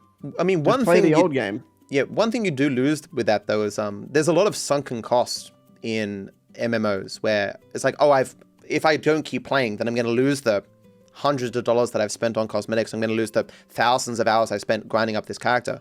If you do start an entirely new game, you're going to lose some of those people. They're going to be like, wait a second, I'm free. I no longer have all that stuff. I don't have to worry. I don't have to play this game anymore. But you're not going to lose all of that stuff. Online's not going anywhere. You can still play GTA Online. That's true. For as long as they keep the servers going. But it's hard. It's just hard to imagine the mindset of a person who's so into GTA Online that they won't play GTA 6 and GTA Online 2. Overwatch 1 and Overwatch 2, checkmate. That's different. That's cosmetics. Overwatch is all cosmetics. You can't unlock things that will make the gameplay better. That's cosmetic. I mean, it'd be weird to imagine people preferring the gameplay of GTA Online 1. Because I think GTA 6 is just going to be an improvement in every way, shape, or form on GTA 5. Because why wouldn't it be? But that destroys the whole point of wanting a GTA 6. If you have everything and there's no reason to actually play GTA 6, why have you been waiting for GTA 6? Yep. The whole point of GTA Online is to build up your character. If you start at the top, like what a waste of waiting 12 years for a new game. Oh my god. Yeah. I mean, it's kind of ties to this question. How long do you think the GTA Online servers will last after GTA 6? And well, I always go back to GTA 4 online servers are still up, and that came out in 2008. So, I mean, it's all a financial thing, isn't it? It's if it makes sense financially to keep it going, they'll just keep, pulling it back in terms of how much money they invest in it, based on how much money they're getting from it, until it no longer makes financial sense. Yeah. To maintain, because this is all peer-to-peer stuff, which certainly costs less than actual servers to maintain. I think you have games that shut down their online component when they actually support them with in-house servers or whatever, that they're actually paying a lot of money to maintain. But peer-to-peer can obviously go a lot longer because it just costs less. Speaking of like the connection side of things, that's one of the things I'm really excited about, and one of the things I hope the rumors are true about, is the seamless server switching. So Rockstar a few years ago filed a patent for seamless server switching, where, let's say I move up to the northern part of the map, I will seamlessly move into a new lobby filled with players that are in that part of the map. So as opposed to having one big lobby, 28 people, where 3 could be down here, 4 could be up there, whatever.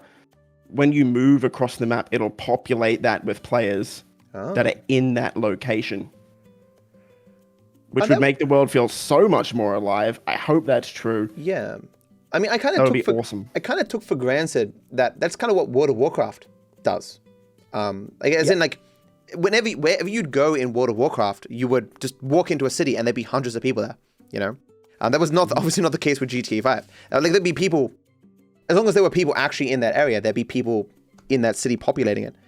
And that would definitely be a way to handle that for GTA 6. Yeah, I think that would. They do it in Destiny 2 as well, in some sort of form where you move to a different part of the map and there's a public event going on, a bunch of people fighting a boss that you can just jump in and help with. I think that would be so cool for GTA Online. Yeah, I mean, I think the type of gameplay though is less amenable to that or whatever. Like, as in, like, there can't be a huge turtle boss that we're all firing our guns at or whatever. It wouldn't fit the theme of... No, but it would make it feel a lot more alive if you just see players driving past you a lot more. Someone here says, wouldn't that mean there's a higher chance of griefing? Well, not necessarily, because if you move south to a new part of the map, you would no longer be in the lobby with that griefer.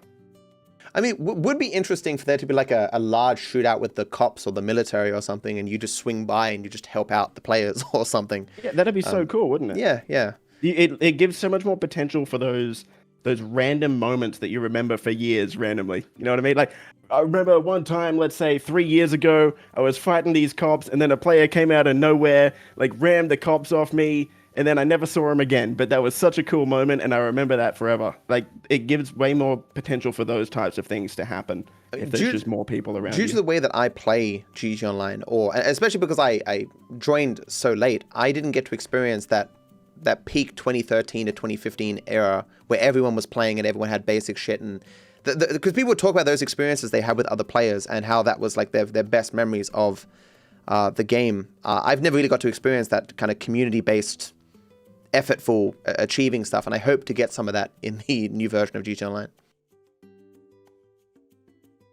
There's a question here. People are confused about how that would work if you're playing with friends, if you move to a new part of the lobby. So your friends would still be...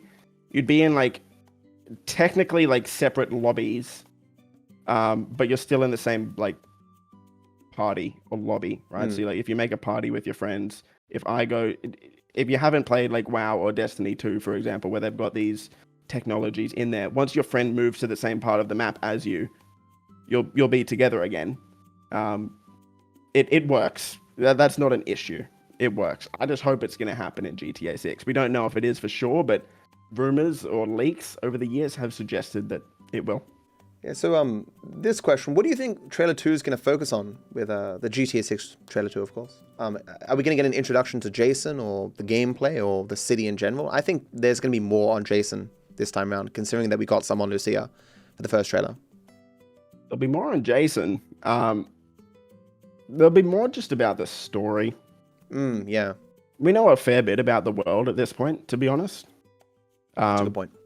We don't actually know what's going on in the story, apart from knowing it's going to be those two robbing places, trying to get money, and then eventually getting arrested at some point. We don't actually know what their goal is. We don't know anything about them. Forgive my ignorance of the Bonnie and Clyde dynamic, but is that like an actual relationship, love kind of thing, right? Yeah. It is. It's not just two partners in crime. No, they were romantically involved. Love. Yeah. Yes, absolutely. Were they in love? I don't know. I didn't ask them, but yes, they were together. Because I don't know much about like the actual story of Bonnie and Clyde. I might learn about it through the game. Watch the movie. The movie's pretty good. It's not too long either, so would recommend it. But essentially, they fell in love. Wanted to run away together. Started robbing a bunch of banks to get money. And one of the longest police chases in history, I believe. And eventually they got gunned down outside of a car. I wonder if they will deviate from that ending. I would imagine not, just because of Rockstar's history of having characters die at the end of their games. It would make sense if they both died. Yeah, but I mean that's what's expected though, and Rockstar probably doesn't want to do what's expected. Yeah. Guess we'll see. It's going to be very interesting. It does set up for a really cool end to the story, no matter what they try and do. Yeah, it will be a very cool ending. It's kind of spoilers for Red Dead 1. That's basically what happened at the end of Red Dead 1. You know, have you played Red Dead 1? That's true. Yeah.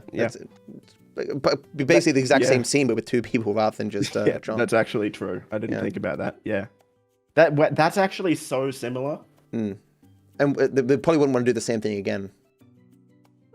Yeah, I guess we'll find out one day. Hopefully not that long from now. Have you seen all of the Bonnie and Clyde things that Rockstar puts in GTA Online, though? They love Bonnie and Clyde. I've seen some of that for years. Oh, really? Yeah, the Valentine's Day update that came out years and years ago, like it's a Bonnie and Clyde artwork. They've got game modes where it's like Bonnie and Clyde till death do us part. Rockstar has loved Bonnie and Clyde for so long. oh, that might be one of the different endings. You pick one character that survives and the other dies. Yeah, that would be a way of changing the formula and giving different endings. As is the case when you have any character die, though, it makes it difficult to play the game after that. It's the problem they had with GTA 5, where you'd have one of the characters die and you couldn't do the side missions anymore for those characters. That was probably a headache for them. I wonder if they would want to avoid that headache in GTA 6. Because that was the advantage of having John survive Arthur, that you could just use John in all the contexts that Arthur was in. See, again, I just don't like that. I don't like being able to pick if one character lives or dies, because it completely changes the entire meaning of the story in hindsight. Like, it just, whenever you want variation in anything, it just makes things considerably harder in many different ways. Give us different endings where, for example, if let's just say Jason and Lucia are going to both die. Give us an ending where they die in different ways. Give us an ending where a different person kills them. But like the actual ending itself should be the same. I mean, in my opinion, it's a hard thing to have your main characters die at the end because you want people to keep playing the game. I think I'm having a hard time thinking of examples, but I know that some games will just like warp you back prior to the last mission, and so you can then do stuff, and you can just experience your ultimate end over and over again. But that's one way of handling it. So you can still keep playing the game even though the character has died in some way. Does that feel like a Rockstar thing to do though? Like Watch Dogs 2 was that way apparently. It doesn't. So, yeah, it's just not a Rockstar thing to do. No. Yeah, well, I guess we'll see. What are some GTA 5 game mechanics you want Rockstar to fix in GTA 6? I mean, mine has always been the healing mechanics. Is there anything else that comes to mind that you didn't like in GTA 5? Healing's a huge one. I don't know so much game mechanics as opposed to game design. One of the main issues for me and for a lot of people is driving or flying slow vehicles across the map all the time. Grand Theft Auto it can be such a cool, fast-paced, high-action game, but Rockstar puts us in a damn post-op van or a mogul plane in this latest DLC that you could almost run faster than. Like, give us cool stuff to do instead of driving these slow vehicles all the time. It's one of those things where you need the contrast, though. You need some things to go slow so you can appreciate when some things go fast. And it's hard to have that balance in a way that's just not tedious and annoying. Or to give actual justifications to why you have to go slow. But for me, one thing I want is, I think the leaks have suggested they are doing this to some degree, I want the combat to be improved in 1,000 different ways. And GTA 4 had better melee combat than GTA 5 did. The gunplay of GTA 5 I like, but it's really simplistic. The guns all feel basically the same. There's no recoil or whatever in the firing. I don't expect the gunplay to be like CSGO levels of complicated, but it is too simple for the modern day. That you can't like slide behind cover or what have you. Well, people forget that GTA 5 actually was a rushed game. In a lot of ways. It was. Think about all of the features from GTA 4 that didn't make it to 5. Yeah. Of course, 5 in most ways is a lot more in-depth and advanced than 4.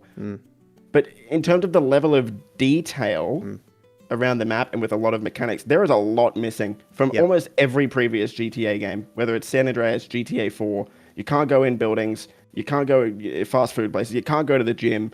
Like, in a lot of aspects, it was a really rushed game. And with GTA 6, that doesn't look like it's going to be the case. They've got the time. I honestly think they will go back to every previous game and just grab everything they can that anyone appreciated to any degree. Like, going to the gym and eating food and potentially putting on weight and stuff. And bringing that forth into GTA 6 because they've got the time, clearly. Yeah. No vigilante missions. Yeah, that's another one. What's one thing you don't want in GTA 6?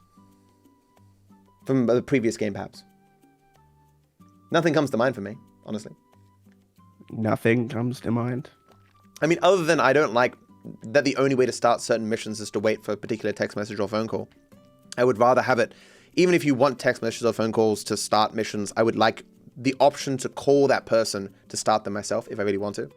Like, I don't mind Keep yoga being in the that game. damn bike out of the fucking game, Rockstar. Oh, oppressor. True. I don't want to see it. No. Yeah, it was a bit much. I'll settle for a jetpack. I will settle for... That's been in San Andreas. I will settle for a jetpack.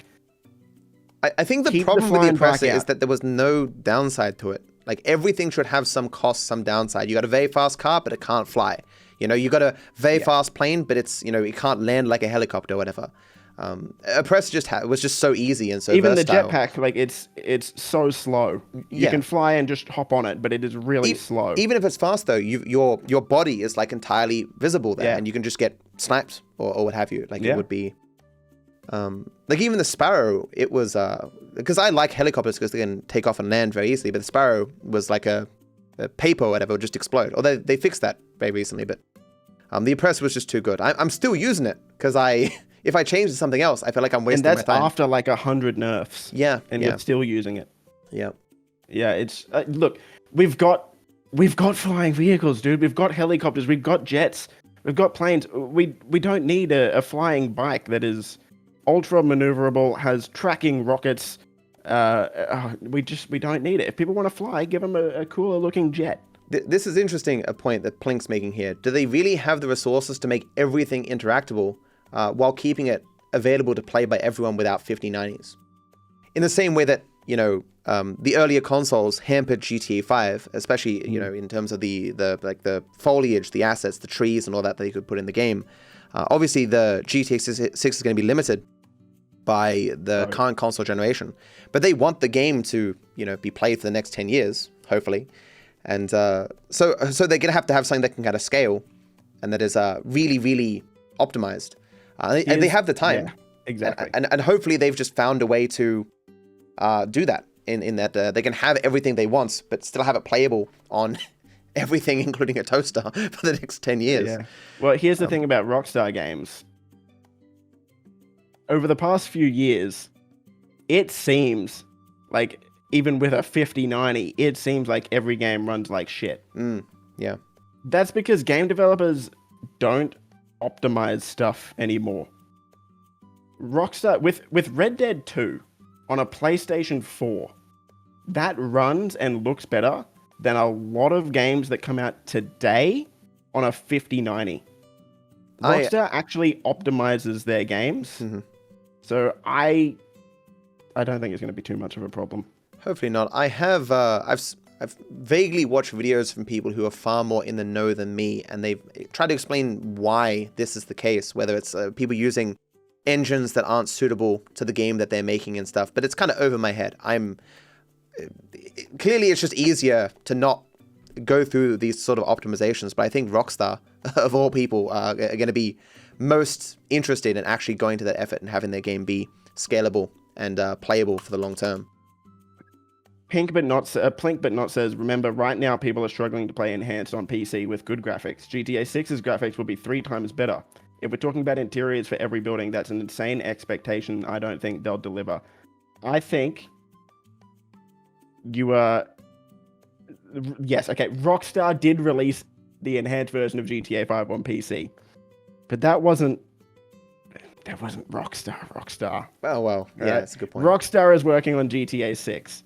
People who are working on remasters for GTA 5 and GTA Online content, that's not the A team.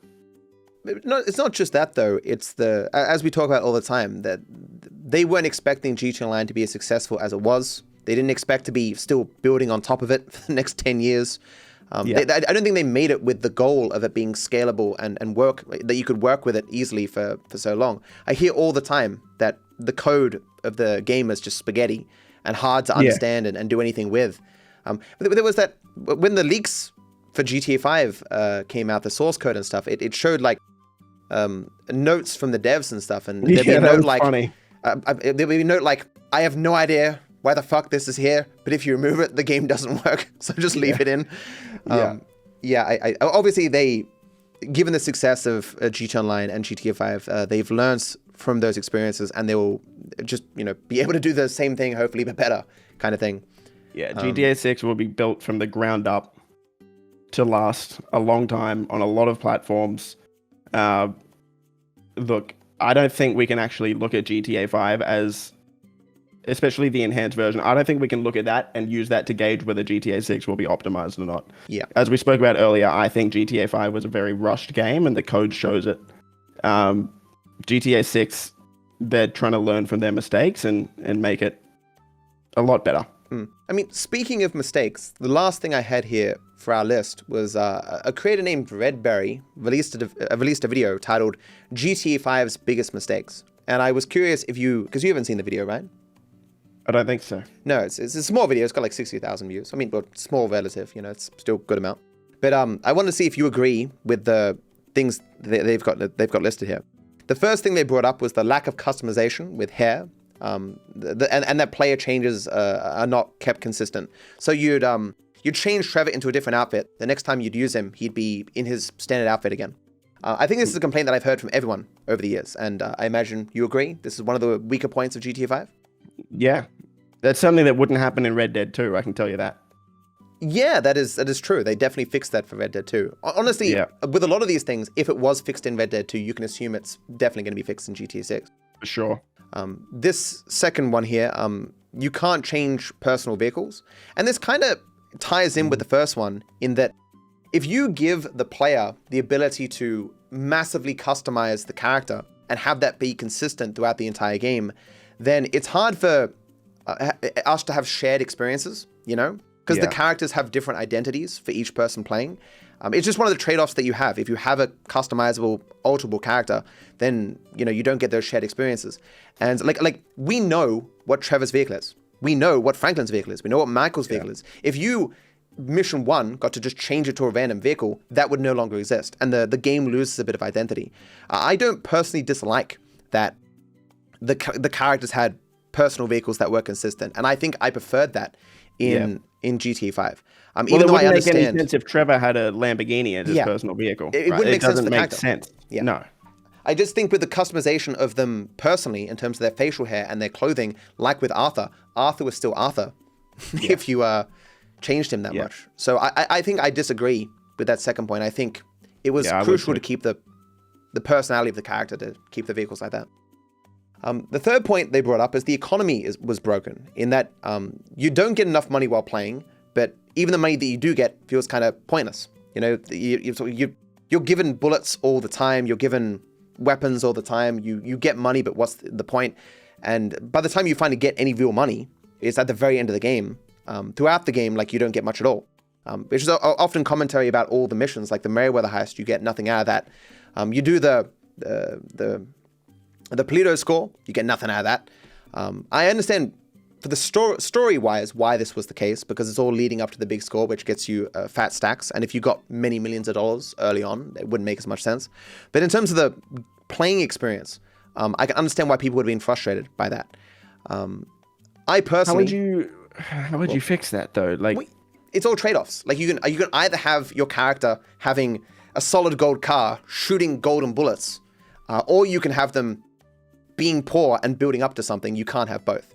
But I don't think Rockstar with GTA 5 necessarily did it in the best way. I like having some feeling of scarcity of resources, which we were just a personal armory throughout the entirety of GTA 5, regardless of how much you spent or what you did. And I think in GTA 6 they should limit it to some degree. Have you actually excited to pick up something or find something? Franklin's a lot of his story arc is about him wanting to make it, right? And to get money. If he's rich, has a Lambo, has a Bugatti, and has all this stuff after halfway through the game, what is his incentive to continue to push through the story? I think it's just a problem with single player games mostly, right? Because they'll give you all the money after the game's finished. And then it's kind of meant to be your reward and to keep you playing in some way. Yeah. But then again, I wonder how many people actually kept playing after they beat the game, even after they got all that money. I suppose the online is meant to replace that anyway. I don't know. That's something for online. They did the same thing in Red Dead 2, though. Remember, you get all that money at the end of Red Dead 2 single player. So they pointed this out as a mistake. I'm not sure it was a mistake necessarily. No. It's just one of those things where you can't have it all, The fourth thing they brought up is lame cheat codes. There are few and not many.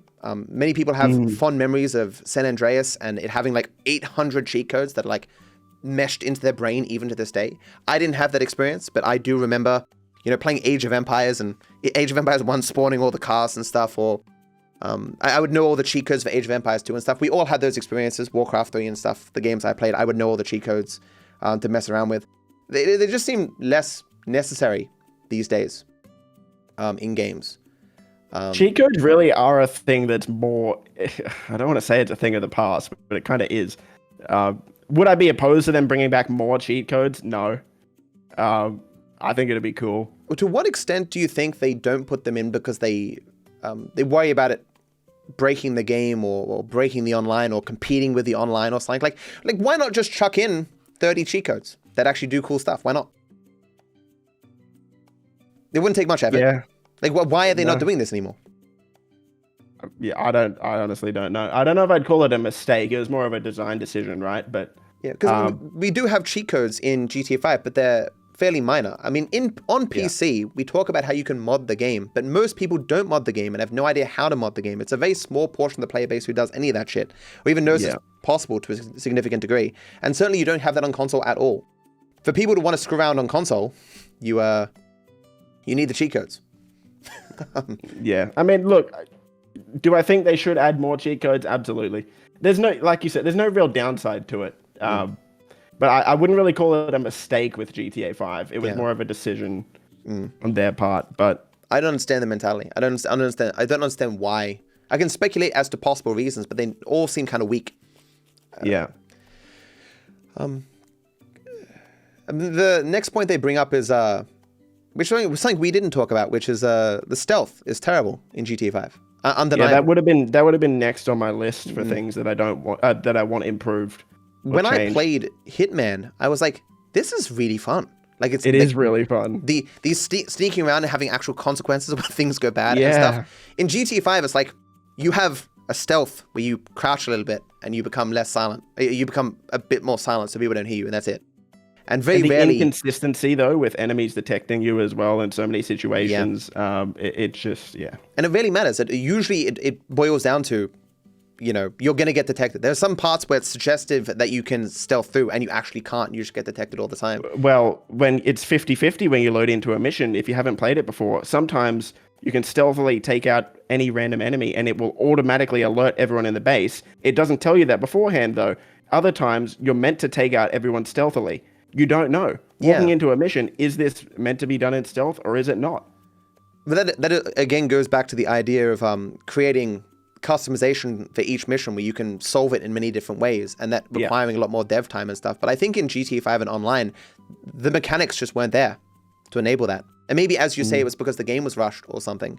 But I would hope that, given that they at least gave lip service to the idea of stealth in GTA 5 and online, that they will, build upon what they put in before and actually make it a robust system in GTA 6. Like if you put more weight on, your footsteps are louder. That would be interesting, yeah. Bringing back the eating mechanic from San Andreas, actually putting on weight. Yeah. The next point here was cars should be heavier.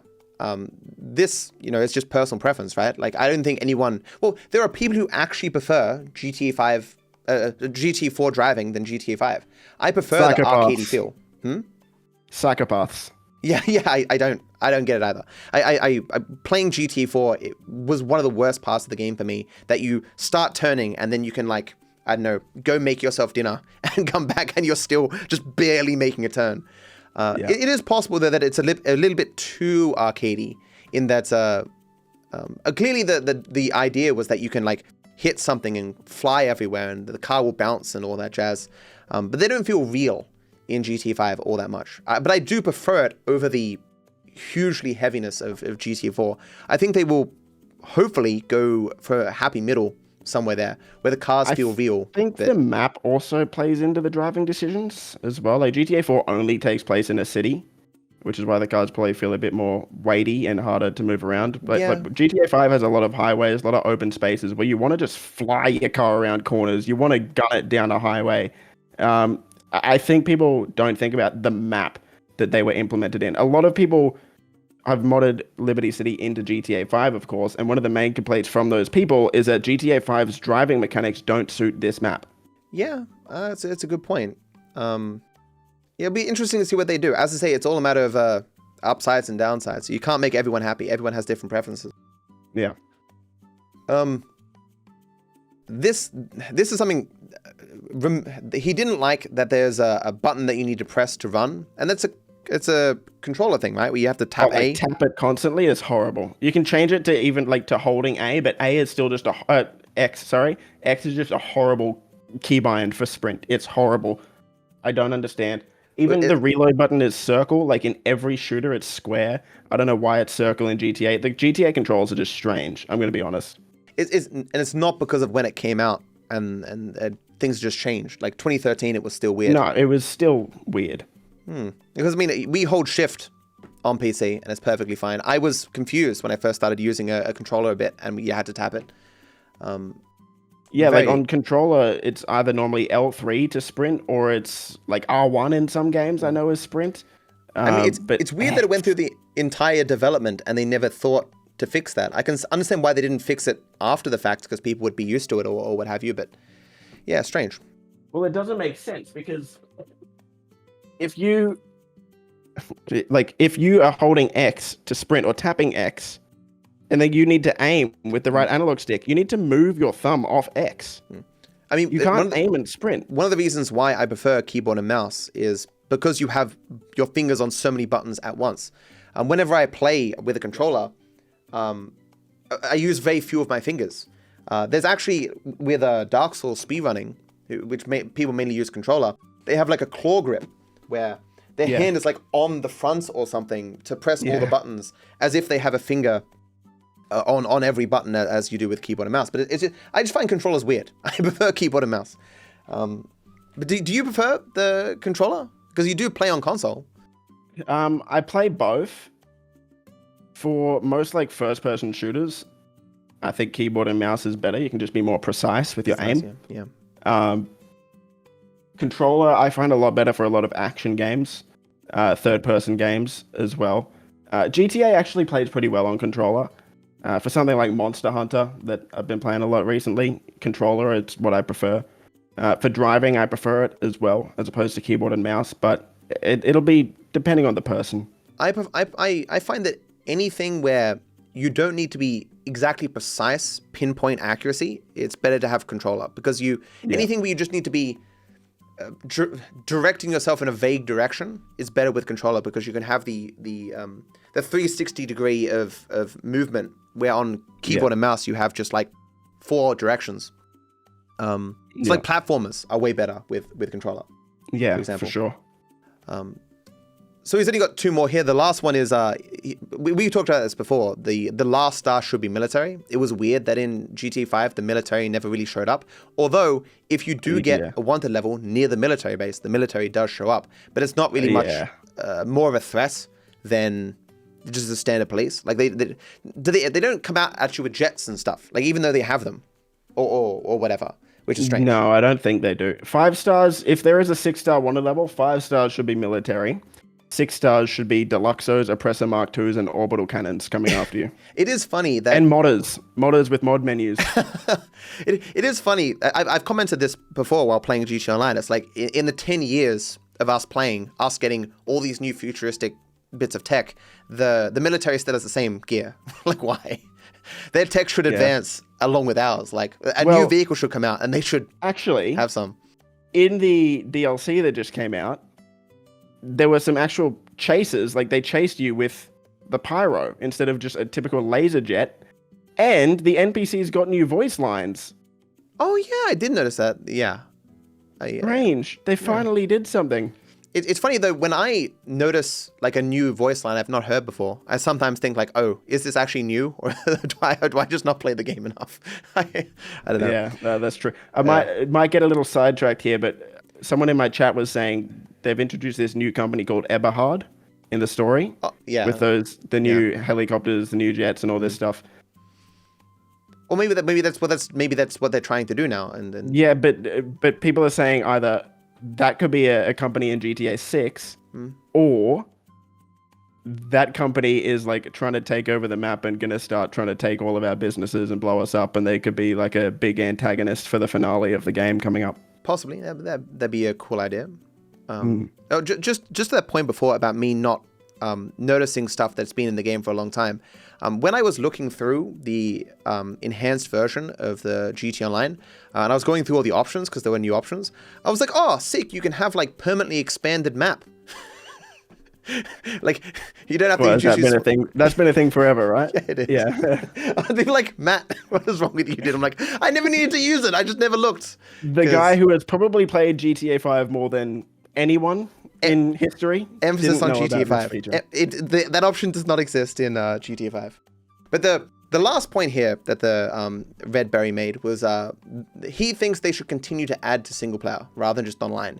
In that, with GTA 5, when they released content to GTA Online, at least for the first couple of years, you would get those vehicles in single player as well. Yeah. But he wants to, I think he was asking for even more than that, where he wants like actual DLCs, updates for single player. And I'm not sure I agree. I don't know the value after you've got that main story for making stuff that only can be done single player. Why would you not spend all your dev time making stuff that you can experience with your friends as well? You know, any heist you could hypothetically put in single player, why not just put it in online and have most people be able to do it together? You know, do you see them having some benefit to continuing to add to single player? I don't think there'd be a single person that would say they don't want more single player content. It's all about trade-offs. I mean, well, if they could do both to the maximal degree, sure, but obviously they can't. Yeah. If you want to make something that's an enjoyable single player experience, it's hard to have that also be an enjoyable multiplayer experience. Okay. I'll say this. The reason I wish that we got some single player DLC for GTA 5 is not the reason a lot of people will think. GTA Online content and the stories that they tell in online, I do not like. No. Okay. It is, at best, decent writing, decent storylines. There are no consequences to your actions ever. Look at the difference between the voice lines, the writing in the latest GTA Online DLC versus Red Dead 2 or GTA 5's story. It's made for like kids. There's never any stakes. They're telling silly jokes. It's a goofy Fortnite style. He's right behind me, isn't he? Type Marvel-esque writing. The reason I wish we had have got single player DLC for GTA 5 is because they would have actually told good stories. Yeah, that's a good point. If they can do that for GTA 6 online, I'm okay with not having story DLC for GTA 6 if we actually get good story content in GTA 6 online. Yeah, I mean, online as it exists now, not just the things that you mentioned, but also they're like bubbles. They very, very. Do you ever get one DLC that feeds into another? Not really. Not really. To minor degrees, they might have like a little voice line that references a previous DLC or something, but no, they are all standalone things. There are never any consequences. There's never any stakes. There's never any. Yeah, the comparison I make is to things like World of Warcraft because it's the MMO that I played the longest for most of my life, and the DLCs would introduce huge changes to the world and would have like over the course of years story elements that would be fleshed out. That you could engage with or not to whatever degree that you liked. But you're right, GTA Online doesn't really do that at all, does it? And it's been 10 years. Yeah, it's a good point. It seems like they're starting fresh every single DLC. Like, you don't need to have played a single DLC before that to understand what's going on. And as well with GTA 5, it was a bit more tragic because they clearly had some intention for some story-related stuff. Because there was all those half-finished DLCs. Maybe there were actually stories to go along with those that we never got to hear. Well, the Agent Trevor DLC turned into the Doomsday heists for the most part. And, you know, no surprise, the Doomsday heist storyline is the best storyline out of any DLCs we've got, right? Because there's an actual coherent storyline there. I would say, though, I don't think that's a function of just online. Because of what online is, they can't tell good stories. Is that they don't have good stories to tell. That whoever is involved or who is responsible for good writing is doing something else, clearly. Yeah, They've probably been working on GTA 6 And they just like, well, we just throw whatever we can together for the gameplay experience for online. And I think if their focus is to have a good online, GTA Online 2, that the people who are most focused on making good stories and stuff in the Rockstar enterprise, they will be more involved in that. And so, like, what I mean is, I don't think we need single-player DLC to have good stories for GTA 6 Online 2 or whatever. No. But yeah, no, we don't need it. Yeah. But maybe there are some stories that are best told as a cohesive single-player experience without thinking about the online economy and stuff. I just want to make good stuff. I mean, that's all I really want. Yeah, because like, if we're being honest, what we've got in GTA Online, it's all fine. Yeah. It's fine. Yeah. It's not great. It's not peak. You know, there's nothing about any of these DLCs that are overly exceptional.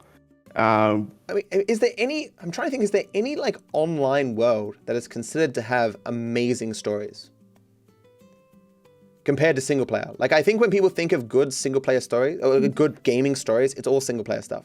Because when you start having to Destiny's juggle, okay. well, when you start having to Destiny's juggle the multiplayer online world and creating a story that makes sense for all these people to be doing it and stuff, it limits what kind of stories you can tell, I think. I don't know. Like, Destiny has a really in-depth storyline that lasted and developed over 10 years that was mostly coherent. Jim Like, makes a good point anyone here. who's into Destiny friggin' loves the story. Definitely doesn't help the characters just talk to you instead of with you most of the time. Yes. Yeah. That is definitely a huge impediment to having That is huge. I do like every joke they make about that, though. Like, oh, you're the strong and silent type. I like it. Yeah. I can just I don't sense like that you unnamed have completed the protagonists. objective. I don't see the benefit to No, unvoiced protagonists. I don't like it either. I think the character should speak, but I like those jokes that they make in spite of the lack of voice. Because some people prefer in games for the character to be someone they can put themselves on. I don't care about that. I just want an interesting, engaging character. I prefer Arthur any day. But why is that a thing? I don't know. I don't know why people want to think of themselves as being in the video game. Okay, but if I think of me, if I'm my GTA Online character, who am I more attached to? My online character or Arthur Morgan? Yeah. Like, come on. Yeah. It's a silly argument. I don't see any reason. Like, even Monster Hunter Wilds just came out. I know I've mentioned it a few times. Monster Hunter World, Monster Hunter Rise, all of the other Monster Hunter games, unvoiced protagonists. They gave a character a voice in this new game, and people love it. You went. It's happened very rarely, but you went silent there with your mic a little bit, like you're like it muted. I don't know. I don't know what's going on with my mic. It's cooked. Regardless, I mean that's the end of the topic list here. So maybe we should wrap things up then. We can wrap it up. When are we going to get guests on? Do you want guests on at some point? I mean, I want your think it'd mic be to be cool. normal volume again.